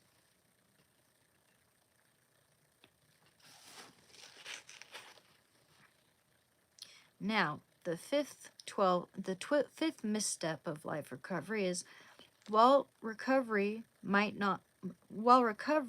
be good for some, it just isn't right for me. Okay? The answer is, if you have made a decision to surrender your life and your problem to God, you have made a very bold move.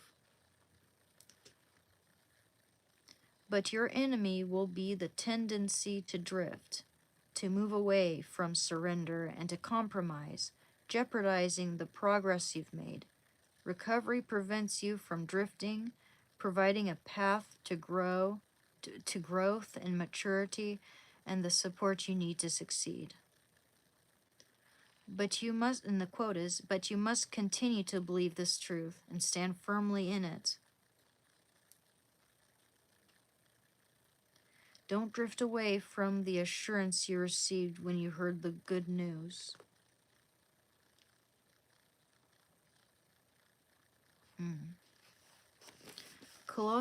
So don't get too comfortable, don't get too confident.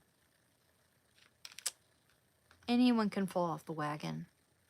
Everyone needs support when it comes to something like this, as serious as this. So Colossians chapter 1 verse 23. Colossians.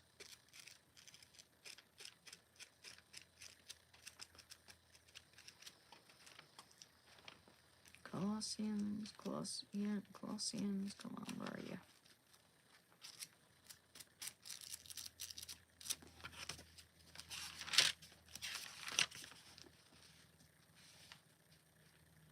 So if it's not here, it's going to be the New Testament. Yeah, I thought it would be the New Testament.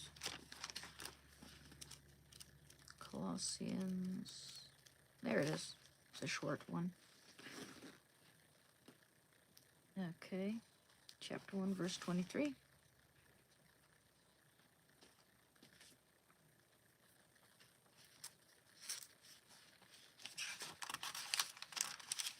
Chapter 1, verse 23. There it is. Right here. Provided that you continue in the faith, stable and steadfast, not shifting from the hope of the gospel which you heard, which has been preached to every creature under heaven, and which I, Paul, became... Wait, I don't know if that's the right one. Wait a minute. Okay, Colossians chapter 1, verse 23.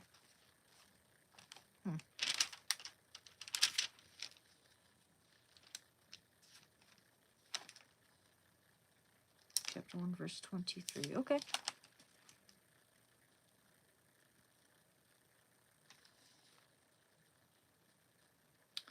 Provided that you continue in the faith, stable and steadfast, not shifting from the hope of the gospel which you heard, which has been preached to every creature under heaven, and of which I, Paul, became a minister.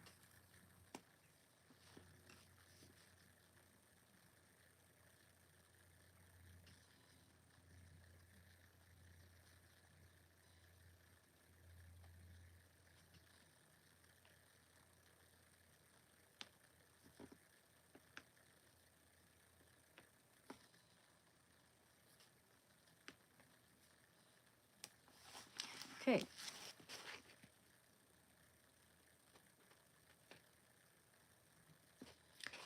Now, the sixth misstep of recovery is, if I follow the Bible, I don't really need to work the 12 steps. Working the 12 steps is following the Bible.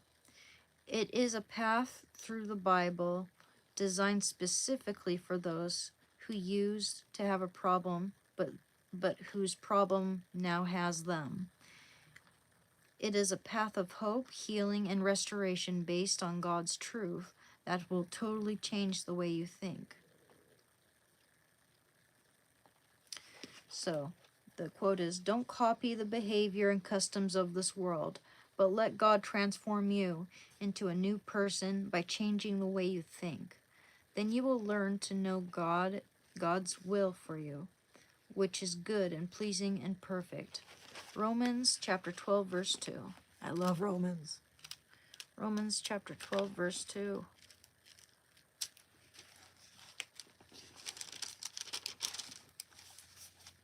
Okay, here it is right here. "Do not be conformed to this world, but be transformed by the renewal of your mind, that you may prove what is the will of God, what is good and acceptable and perfect." Love that. Do not be conformed to this world, but be transformed by the renewal of your mind, that you may prove what is the will of God, and what is good and acceptable and perfect. Beautiful. That's a great one. Okay. The seventh misstep of recovery is, since I'm accountable to God, I don't need a sponsor. The answer is, you certainly are accountable to God, but God has also instructed us to be in healthy and supportive relationships with others. You will grow much stronger and more quickly if you have someone to guide you, encourage you, and hold you accountable. I think I read this. Yeah, iron shapes iron, so a friend sharpens a friend. Proverbs 27, verse 17. I can go back and do that again. Proverbs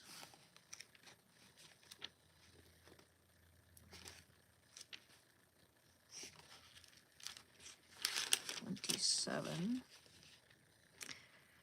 Yep. Iron shapes iron, and one man sharpens another.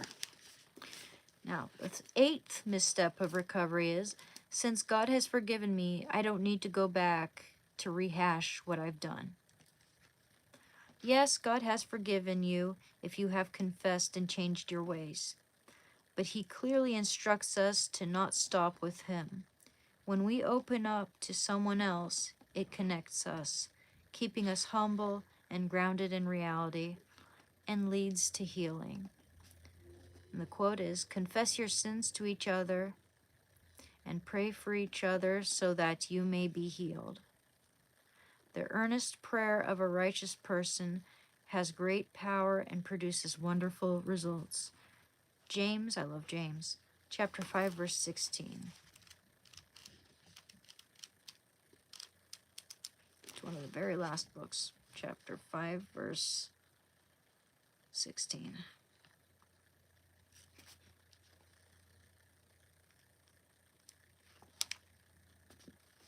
Okay. Oh. Huh. I got the verse right before that highlighted. Therefore, confess your sins to one another and pray for one another, that you may be healed. The prayer of a righteous man has great power in its effects.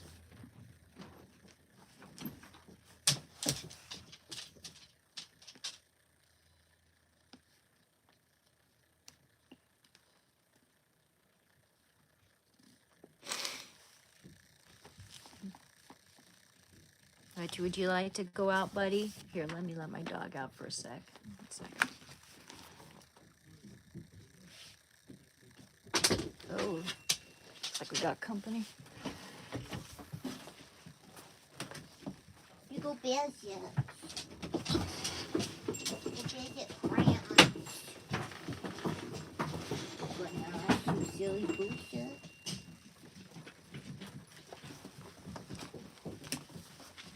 Okay, that was a good one. Okay, so... Okay, the 8th... Sorry, no, we did that one. The 9th misstep of recovery is, since Jesus would want me to help my old friends, I don't need to change where I go or whom I hang out with.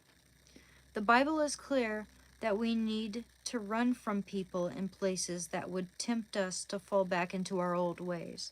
Some call it changing playmates and playgrounds, but not only do we need time away from temptations so we can grow, we also need to seek out those who are on the same path. There will be plenty of time to reach out to those who need your help once you have established your own long-term recovery. And the quote is, run from anything that stimulates youthful lusts. Instead, pursue righteous living, faithfulness, love, and peace. Enjoy the companionship of those who call on the Lord with pure hearts. That is second book of Timothy, chapter 2, verse 22. Oh, are you serious, Shando? 1 sec. One of the very last ones. Second book of Timothy. Okay, buddy, just a moment. Chapter 2, verse 22. So shun youthful... Sorry. Losing my place here. So shun youthful faith, love, and peace. Sorry, no, I skipped them. So shun youthful passions and aim at righteousness, faith, love, and peace, along with those who call upon the Lord from a pure heart. So shun youthful passions and aim at righteousness, faith, love, and peace, along with those who call upon the Lord from a pure heart.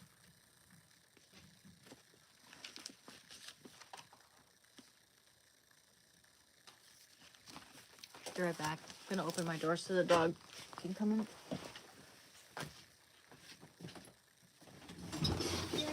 I'll leave the door open for you, baby. I know. So,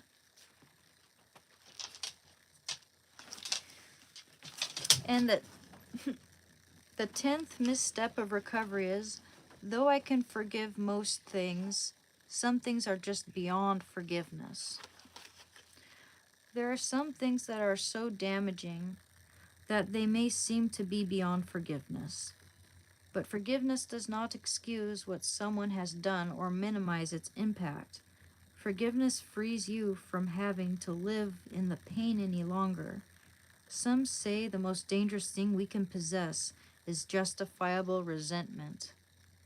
It does nothing to the other person, but it robs you of the life of freedom God wants for you. And the quote is, get rid of bitterness, rage, anger, harsh words, and slander, as well as all types of evil behavior. Instead, be kind to each other, tender-hearted, forgiving one another, just as God through Christ has forgiven you. Ephesians chapter 4, verse 31 to 32. Ephesians.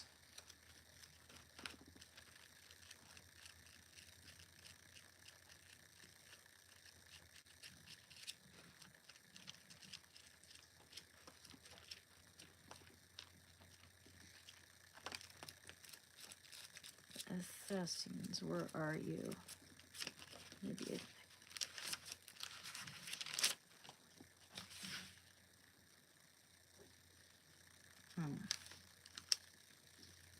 Ephesians, let's put the New Testament. Ephesians, where are you? Oh, there it is. It's a short book. Ephesians, chapter 4, 31 to 32.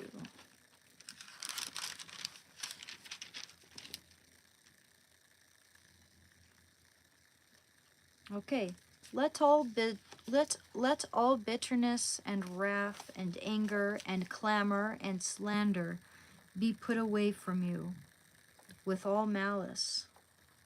And be kind to one another, tender-hearted, forgiving one another, as God in Christ forgave you. Let all bitterness and wrath and anger and clamor and slander be put away from you, with all malice. And be kind to one another, tender-hearted, forgiving one another, as God in Christ forgave you. That's excellent. Okay, I'm gonna go use the restroom real quick, and I'll continue this. Okay.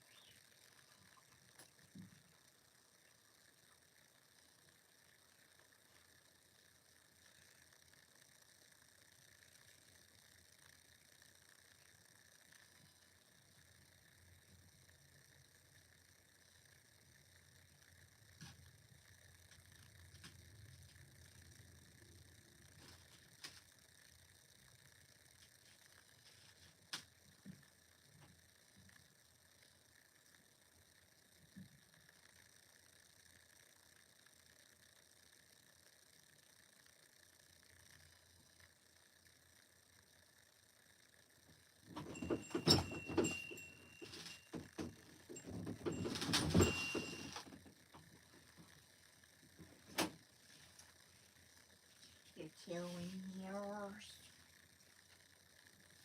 Just your baby.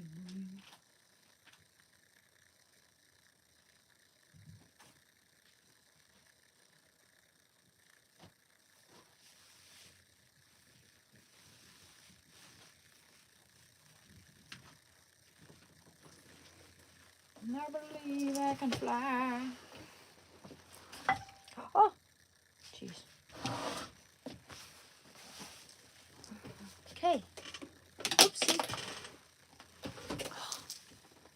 Okay, guys, let's finish this. We're almost done.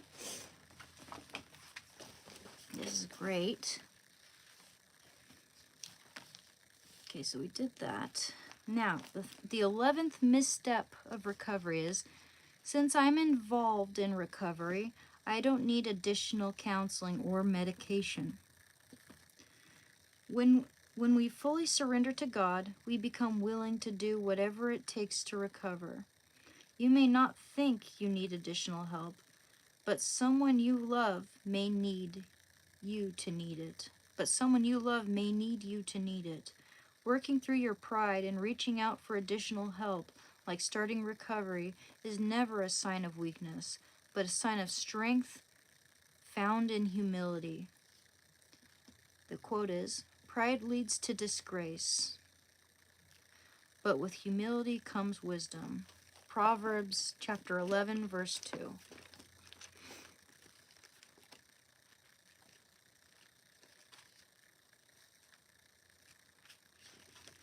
Proverbs chapter 11, verse 2.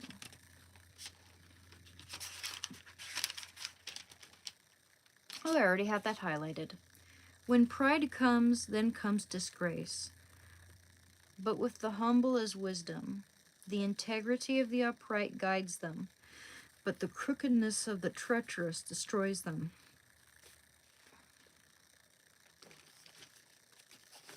And the last one, number 12 misstep. After making good progress in my recovery, I can start using again in moderation. Oh boy. If you are on a solid recovery path, the last thing you want to do is try to control what has come to control you. The desire to fall back into it and try it again indicates that you need additional step work, meetings, and other support. Don't go back and relive the hurt and pain you experienced earlier in life. And now the quote, "As a dog returns to its vomit, so a fool repeats his foolishness." Oh, yeah. Proverbs chapter 26, verse 11.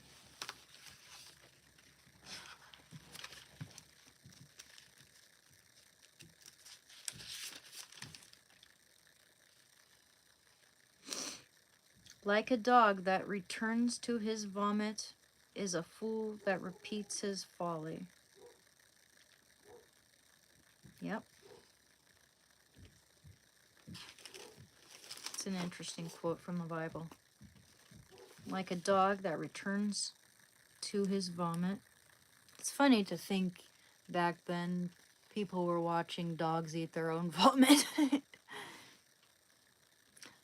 I like to think of people, I mean, we've domesticated dogs for like hundreds of thousands of years, actually, way longer than previously thought.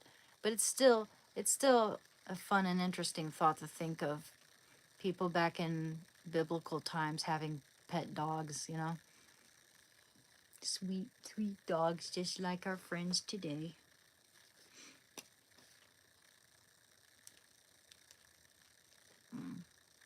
Okay. That's excellent.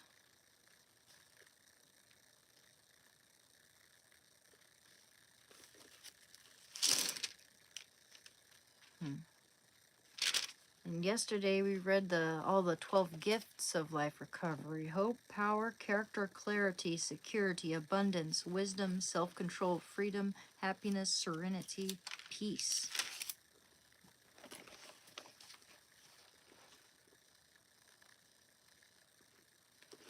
Mm.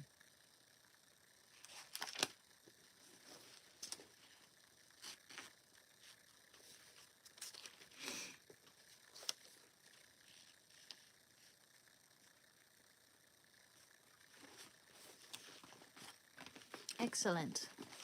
So that will conclude our Bible reading for now. Very good. I love this recovery Bible because it guides me through all the parts of the Bible that are relevant for people in recovery. Oh, yeah.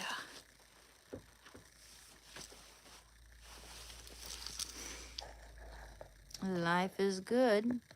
One day, one step at a time. Well, thank you, Cruel the Kid. I'm glad you enjoyed that.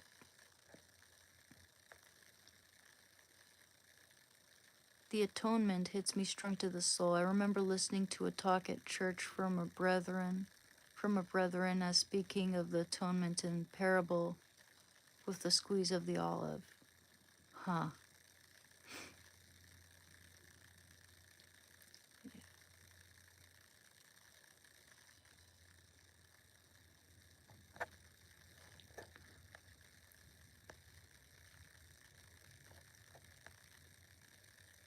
God so loved the world that he gave his only begotten Son, that anyone who believe in him shall not perish.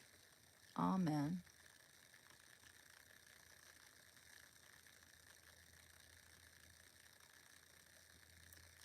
Love is what exists above and beyond the ways of humanity. Division is sown through tribalism. Inside of everyone is the child version of themselves before they were corrupted by the world. Well, absolutely. And that's what Christ wants to bring out in us. Our true selves.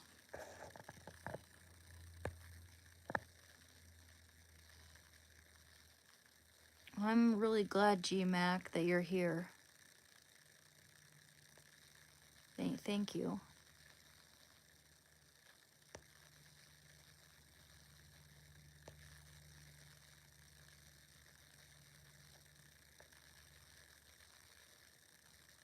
Why is this mofo asking me to share my Bitcoin address? What a moron.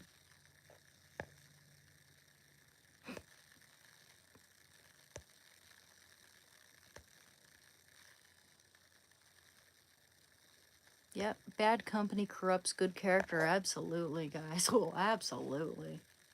Absolutely. One of my siblings is a good example of that.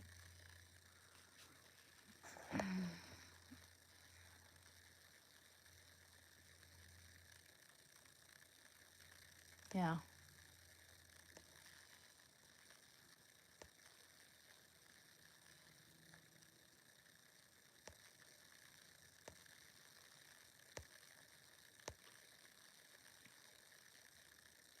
I was addicted to being too friendly without boundaries that led me to too many ways of the world. But best thing God is giving me that almost destroyed me completely. Yeah, no, I was the same way. I still am kind of the same way. I have a hard time saying no, and I am afraid of hurting people's feelings. I'm afraid of how people react, and part of that is what I've dealt with, you know, growing up and with certain people in my life. Oh.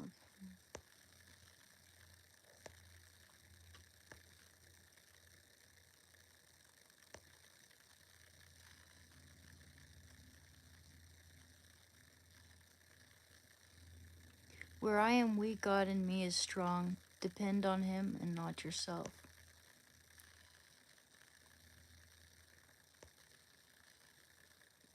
But God also wants us to put in effort. He wants for us to build connections and utilize what we have in this life to make ourselves better people and stronger people.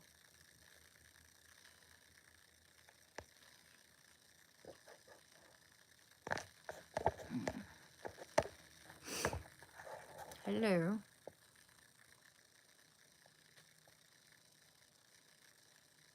Exactly, Verho. Yeah, I'm the same way.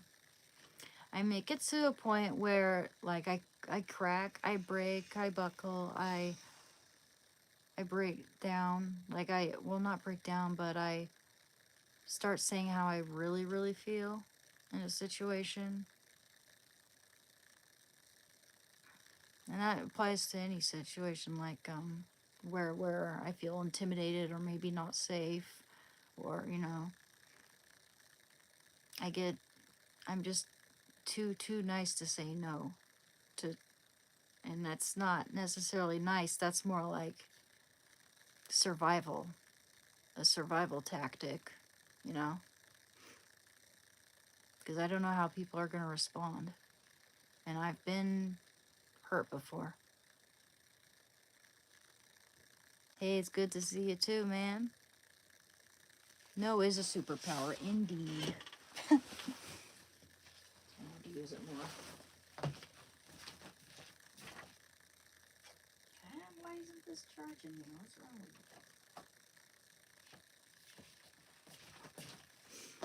it? Anyway, we're gonna end this live stream pretty soon here, about 5 minutes.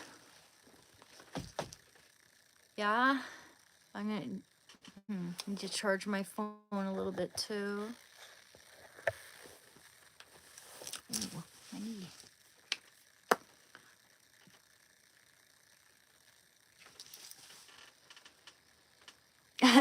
You know, I've had people compare me to Sarah Connor on here again and again. It's kind of funny because no one in my family agrees. Like, I told them that, hey, you know, I keep getting compared to the girl from the Terminator. And they're like, no, you don't. No, you don't look like her. No, no, no.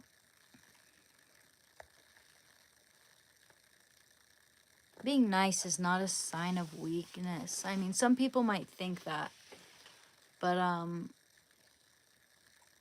it's not weakness. But it takes strength to set boundaries as well. And you can be nice while doing that, right? It's not mean to say no to someone. And if someone thinks that's mean, then they're insecure. They don't own you. You make decisions for yourself. You'll never be happy if you live under someone's thumb.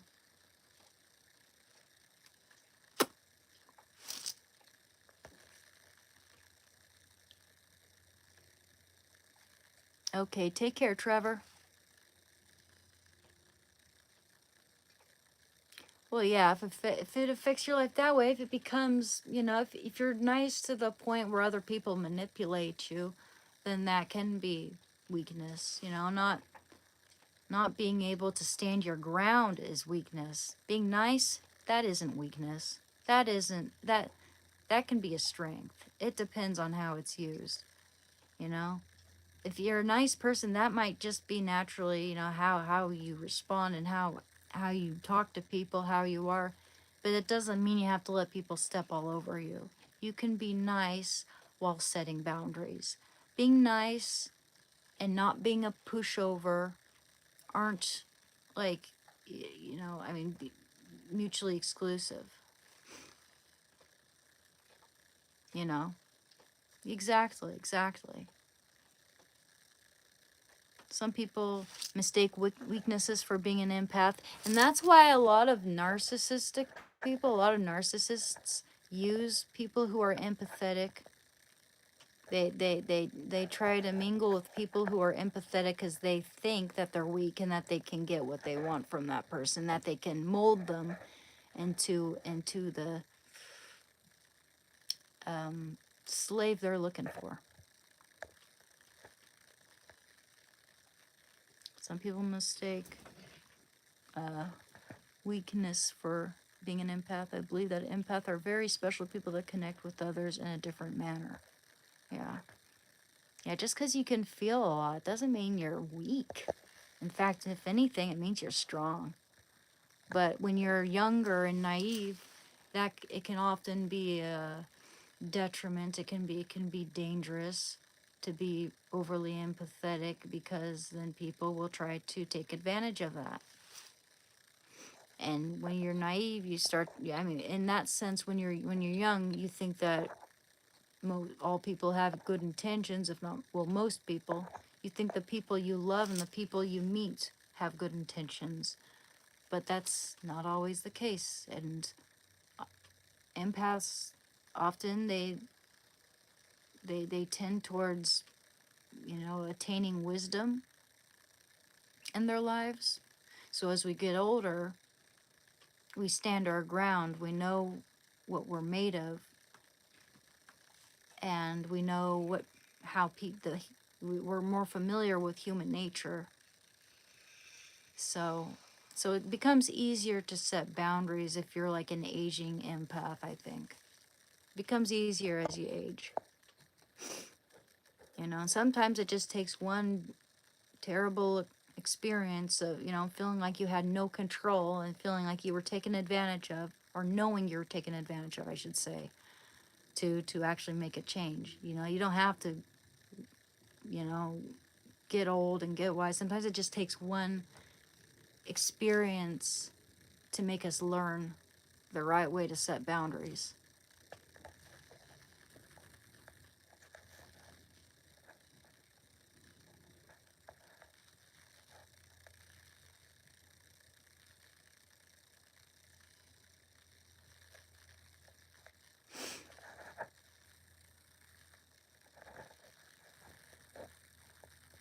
When an empath evolves, they become extremely powerful. Well, as someone who's been uh, labeled an empath or whatever, I see it as in like, enough is enough. You're not gonna decimate me anymore. you're not gonna try to take my dignity from me, take my personhood from me. You know, you're not gonna dehumanize me anymore. You're not gonna use me anymore. I'm through with it. I'm done. I see through you now. I see right through you now, and I'm gonna make that known. I'm gonna look you right in the eyes and say, I see right through you, and I'm not gonna be taken advantage of anymore. You do not control me anymore. That's what I would say when, as an empath who's had it, if that's what your question is.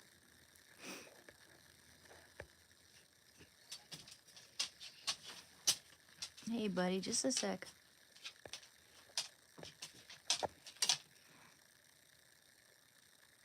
It's very hard to be an empath when you have issues of your own that you haven't dealt with because you try to take on others' problems as well as yours, and it's just a known situation. Yeah, and that was a big problem with me for sure.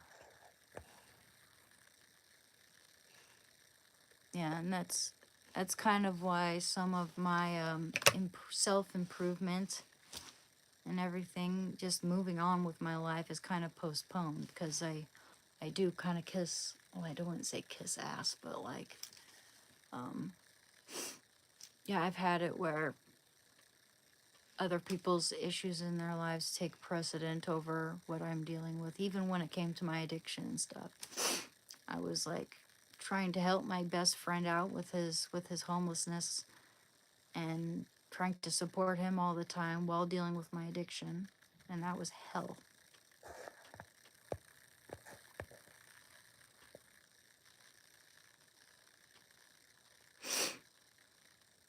I don't know who I would contact 456-747.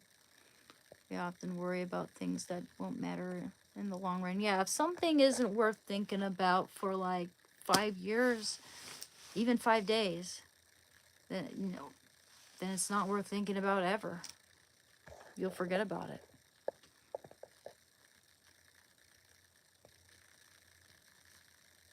It's just a waste of time to be miserable over something that's just not even gonna last, you know.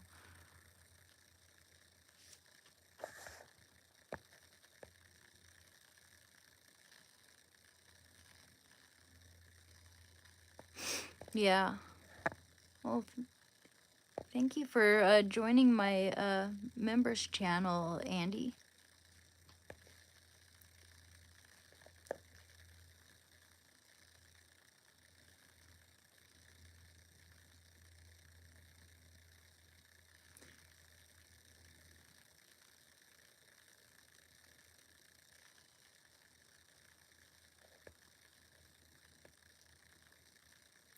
As an empath, we must watch out for narcissists because they have a keen knack of seeking empaths out and taking full advantage of them. And they're kind of exactly, that's what I was saying before, precisely.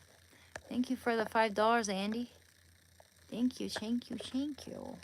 Thank you.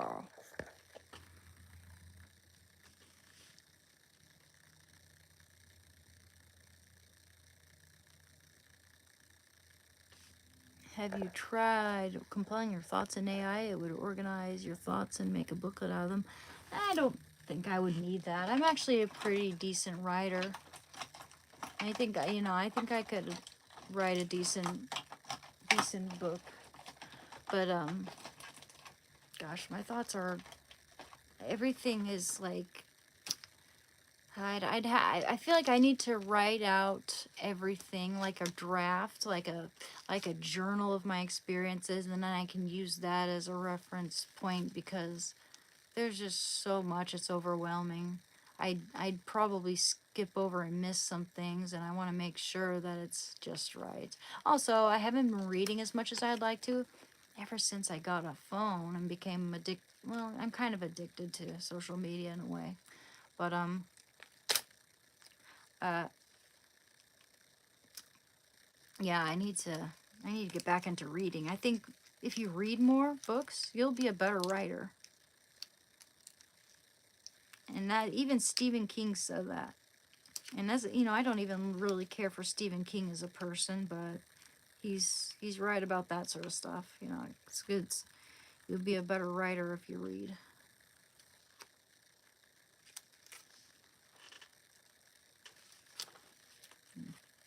Sorry, I just had to.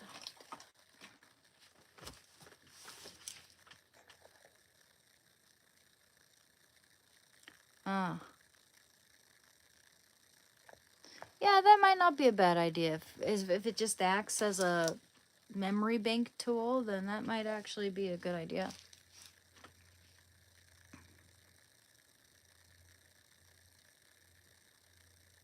If you want to read a good book about writing, Receiving King's book on writings, and okay, I should check that out.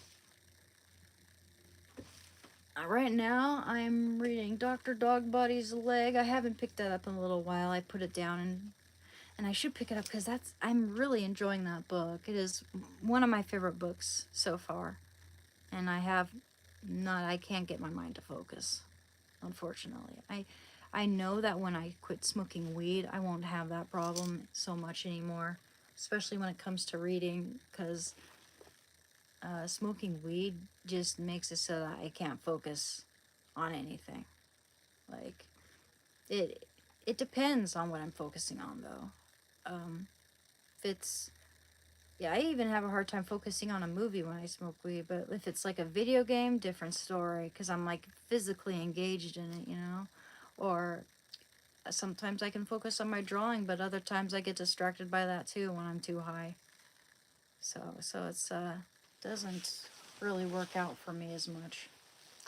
It helps with the drug dreams and it helps with some level of anxiety, but I need to figure out a way to fall asleep at night without needing that stuff. It just makes me all stony baloney all the time, and I don't like that.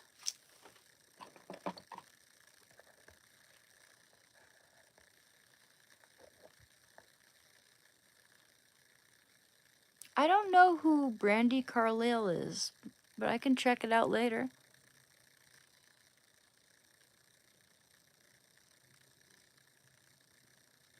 Me too, Slitherio. I hate sleeping during the day for that reason.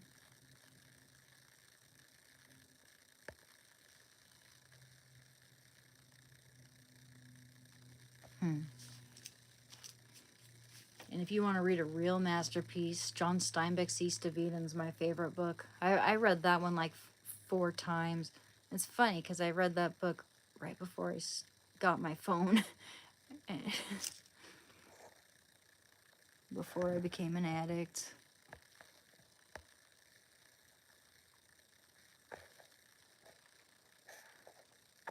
Anyway, yeah, it's about changing our habits for the better, and right now I am quitting weed. I'm weaning down from it sort of as a gradual process. But yeah, thank you for coming to my channel, guys.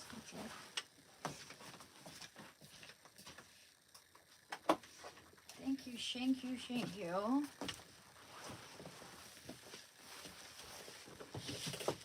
Thank you for coming to my channel, everybody. Have you changed the people around you? Oh, you can't change the people around you. You can only change yourself, man. Have I changed the people around me? No. No, you can't do that. That's impossible. They have to want to, people have to want to change themselves if they've got issues. And I've just been working on myself, you know? It's frustrating when you think you can change people. It's frustrating when you think that, and then they always fail. Because you can't, and I've never tried to control people, but I mean, I've tried to encourage people, but I don't try to control or, tell other people how to live their lives necessarily, because that's not going to work. They have to want it for themselves, 100%. Thank you, Gary. I'm really glad you guys think that, because, that's what this channel is supposed to be about. It's supposed to be about helping each other through our bad habits.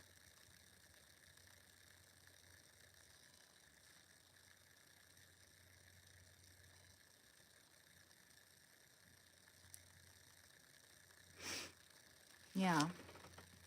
Well, yeah, that's true. That's why, like, you know, if you have a friend who's dealing with addiction and you're trying to get them to recover, you're trying to get them to get help, they're never gonna sustain that if they don't want it. If they're doing it just to not hurt their best friend or just to please their parents or whatever, you know, that's not going to be sustainable in the long run, because let's just say something happens to said parent. That's a big loss. And it was loss that got me to start using in the first place. It's what got me to relapse really bad, and it's what almost killed me. Loss, loss, loss. Losing my grandma, and then losing my best friend. Like, you cannot sustain recovery on what your friends and family want, because if something happens to them, then you're not beholden to anyone anymore, and you're just going to go off and use again. You have to do it for yourself because you want to, because you see a future at hand, because you remember that there are joys and wonderful things in life, you know. Um, because if you do some research, you'll also understand that the brain is malleable, and like a muscle, it can be trained, and it can revert back to healthy dopamine levels, and the capacity to enjoy things in life. We're not absolutely fudged from our using heroin. If we, you know, you just, there will be some permanent damage, I'm sure, especially with the veins. But in terms of like your brain, you can train that with and it doesn't, I mean, with every year it gets better. Okay, and it isn't as long as it seems. It seems so much longer than it is. It seems so much more tedious than it actually is. When all is said and done, it is worth it. When all is said and done, you can either choose to live the entirety of your life as a slave to heroin or alcohol or whatever, and constantly be running from dope sickness your whole life, constantly being in a financial rut, or you can choose to live your whole life for everything that life offers, which is art, painting, reading, going on camping trips without having to be within range of your dealer, so you don't so you don't go through withdrawals. That's, I call that being a slave, and like, you know, being closer to God, being, you know, having your dog, having your family, having your friends, having a job, being able to advance in life, being able to improve in other things, you know. When you're like a heroin addict, especially when your tolerance is so high that like you can't afford anything else, if you find a $20 bill on the ground, you're not going to see money there. You're going to see another hit. Oh boy, I'm gonna go out and use tonight now, you know. Not worth it, guys. But what is worth it is recovering and remaining in recovery and staying resilient and strong, because you want it. You want to live. Life, there's so many things in life that just make living worth it. And being close to God is one of them. Okay, take care, Jaybird. And thank you for coming to my channel. Thank you, Cruella Kid. My favorite fast food place. Oh boy. Well, you know what? I don't eat much fast food because I'm a health nut. But there's this place called Little Big Burger. I'm not sponsoring them, by the way, of course not. But they have healthy burgers. They're grass fed. And I don't know if I call it like fast food or a restaurant, just a burger restaurant. But it's kind of a chain. And they have these kind of smallish buns, but they're really good quality. They're like, they have this beautiful shiny sheen, kind of looks like a pretzel bun, toasted pretzel bun, but it's not. I think it's a brioche bun, a little smaller brioche bun. But like the burgers look the way they would in an advertisement, you know, the way they're supposed to look. And the ingredients are all fresh. The burgers are like grass fed and beef, and they're super thick and medium. Yeah, that's my favorite. That's Little Big Burger. But if I'm thinking about like a well-known, I'm not sure if they sell. I mean, I'm not sure if they have any other businesses other than Oregon. I've never heard of them elsewhere. But I would say if I had to choose a fast food place, maybe Burgerville. Probably maybe Burgerville.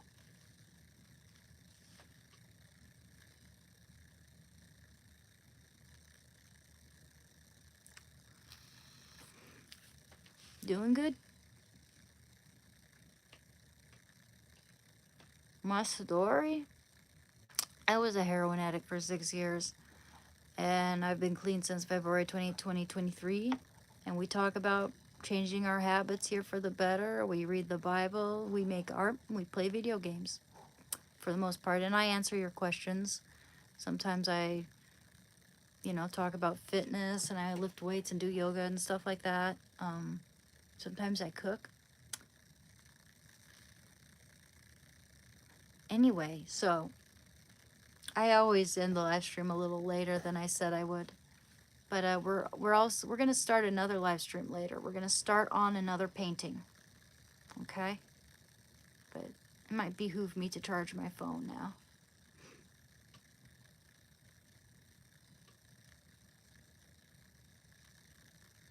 I've never had White Castle.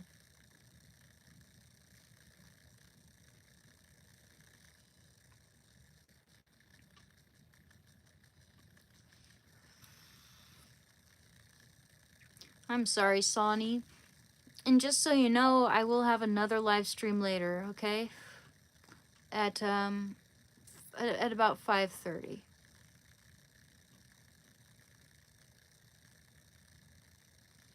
People keep saying I look like Linda Hamilton. Well, thank you. Thank you. Are you like referring to my guns? That's funny because people keep saying that here and no one in my family agrees. Well, Dismal Deaths, I'm going to have another live stream at 5:30 today. Okay, we're going to be painting. Or we're going to be drawing first. I have to come up with a preliminary sketch. It is almost 3 o'clock here. So, in about a couple hours and a half, maybe sooner, maybe at 5 o'clock, we'll see. Oh, thank you, Mike. Yeah, I take that as a compliment when you guys say I look like her. I think she looks really cool. I'd rather have interesting facial characteristics, features, and look interesting than be generically pretty. Like, I'd rather look like someone like Linda Hamilton than, say, I always say Kim Kardashian, but everyone thinks she's like the epitome of feminine beauty now, which I don't agree with. I think that too many people look like her now, with the big lips and the big butt.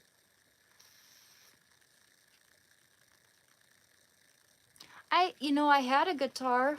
I was gonna practice and learn it, but someone stole it and probably pawned it.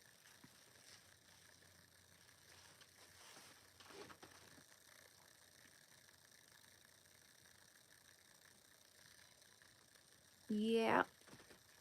Trends indeed. Trends indeed. Now it's getting on the, now people are all about that, you know. Actually, I don't think most people are about this, but like now it's kind of reverting back to everyone wanting to be super, super skinny because of Ozempic. That's not good either. But Ariana Grande, even though I really don't like her, is looking a lot healthier. Like, who cares? But actually, I care about people's health. I want people to be happy and healthy, but she's so fake. She's just so fake as a person.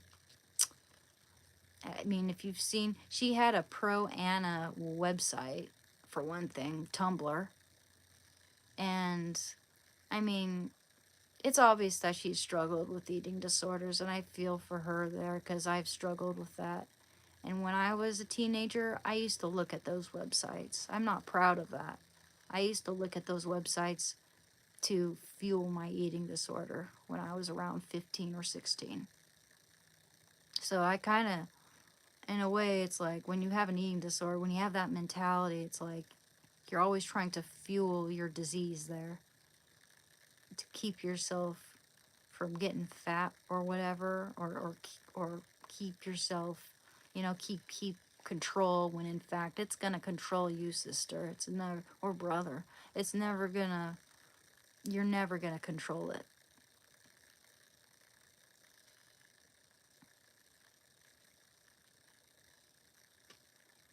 Yeah, Ariana Grande, you know what I dislike about her the most? The fact that she's a serial she's a serial homewrecker. She brags about stealing women's men. She's always getting with men who are unavailable. Like like that SpongeBob guy.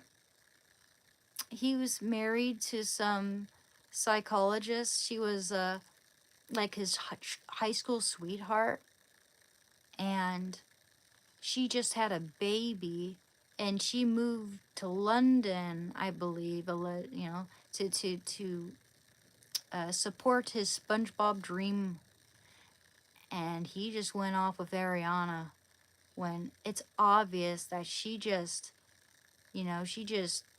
takes women's men to feel powerful and superior because she's super insecure, and then she just leaves them for another, like she just goes on to the next relationship, to the next fling. It's never gonna last with her. So this SpongeBob guy, like, he just threw away the an enviable relationship, you know, like high school sweetheart. That's what a lot of people want, is to be with the same person since high school and to be soulmates. Well, obviously he didn't love her. He probably pretty obviously used her and then cheated on her, which really sucks because I've been cheated on before and it sucks. It sucks, and it creates PTSD in your mind. Like, I it put me in a state of just feeling like I was disassociated from everything. Like I felt like I was underwater. Like, sounds rather too loud or too muffled. I was disconnected from everyone around me. I didn't feel any stable sense of self. I just felt like lost and completely betrayed. But yeah, so I know how that hurts when people, cheat on you, or you know, when your boyfriend is basically stolen from you, in a sense. Yeah, that really sucks.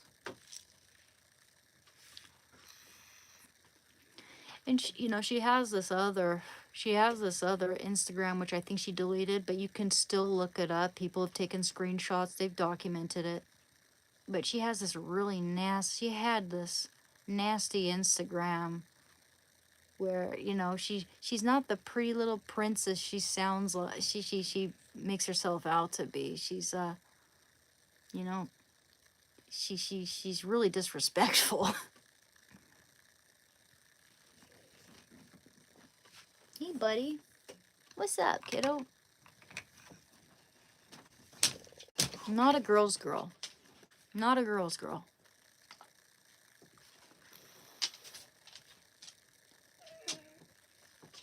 Okay. You want me to open that door? Here. there.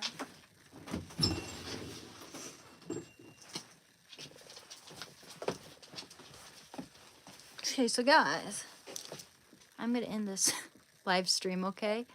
I'm gonna end this live stream so we can start another one, a painting live stream later. So, oh yeah, the way she acted with Mac Miller. Gosh, and another fake thing about her is like she's a chameleon. She changes her accent too, depending on who she's with and her overall vibe. So yeah, I don't trust people like that. Anywho, thank you. Thank you, 456, and it's good to see you on my channel and everyone else. Okay, I'll see you guys later. All right, thank you. Yes, I'll be back at 5:30, guys. I'll be back at 5:30. We'll be painting. Thank you, Barney. Thank you, AR. Amos. Thank you. Thank you, Walker, Swimmer, Runner. I'm not sure what's cooking. Thanks, everyone. I'll talk to you later. 5:30, okay? Tonight or this evening. Bye-bye. Oh, yes, and don't forget to subscribe. Don't forget to subscribe. It's very much appreciated. Bye-bye now. I'll see you at 5:30, hopefully. Well, I know I'll be here at 5:30. I'll be here at 5:30. Bye-bye. Or maybe even earlier. We'll see. I'll keep you posted. Bye-bye.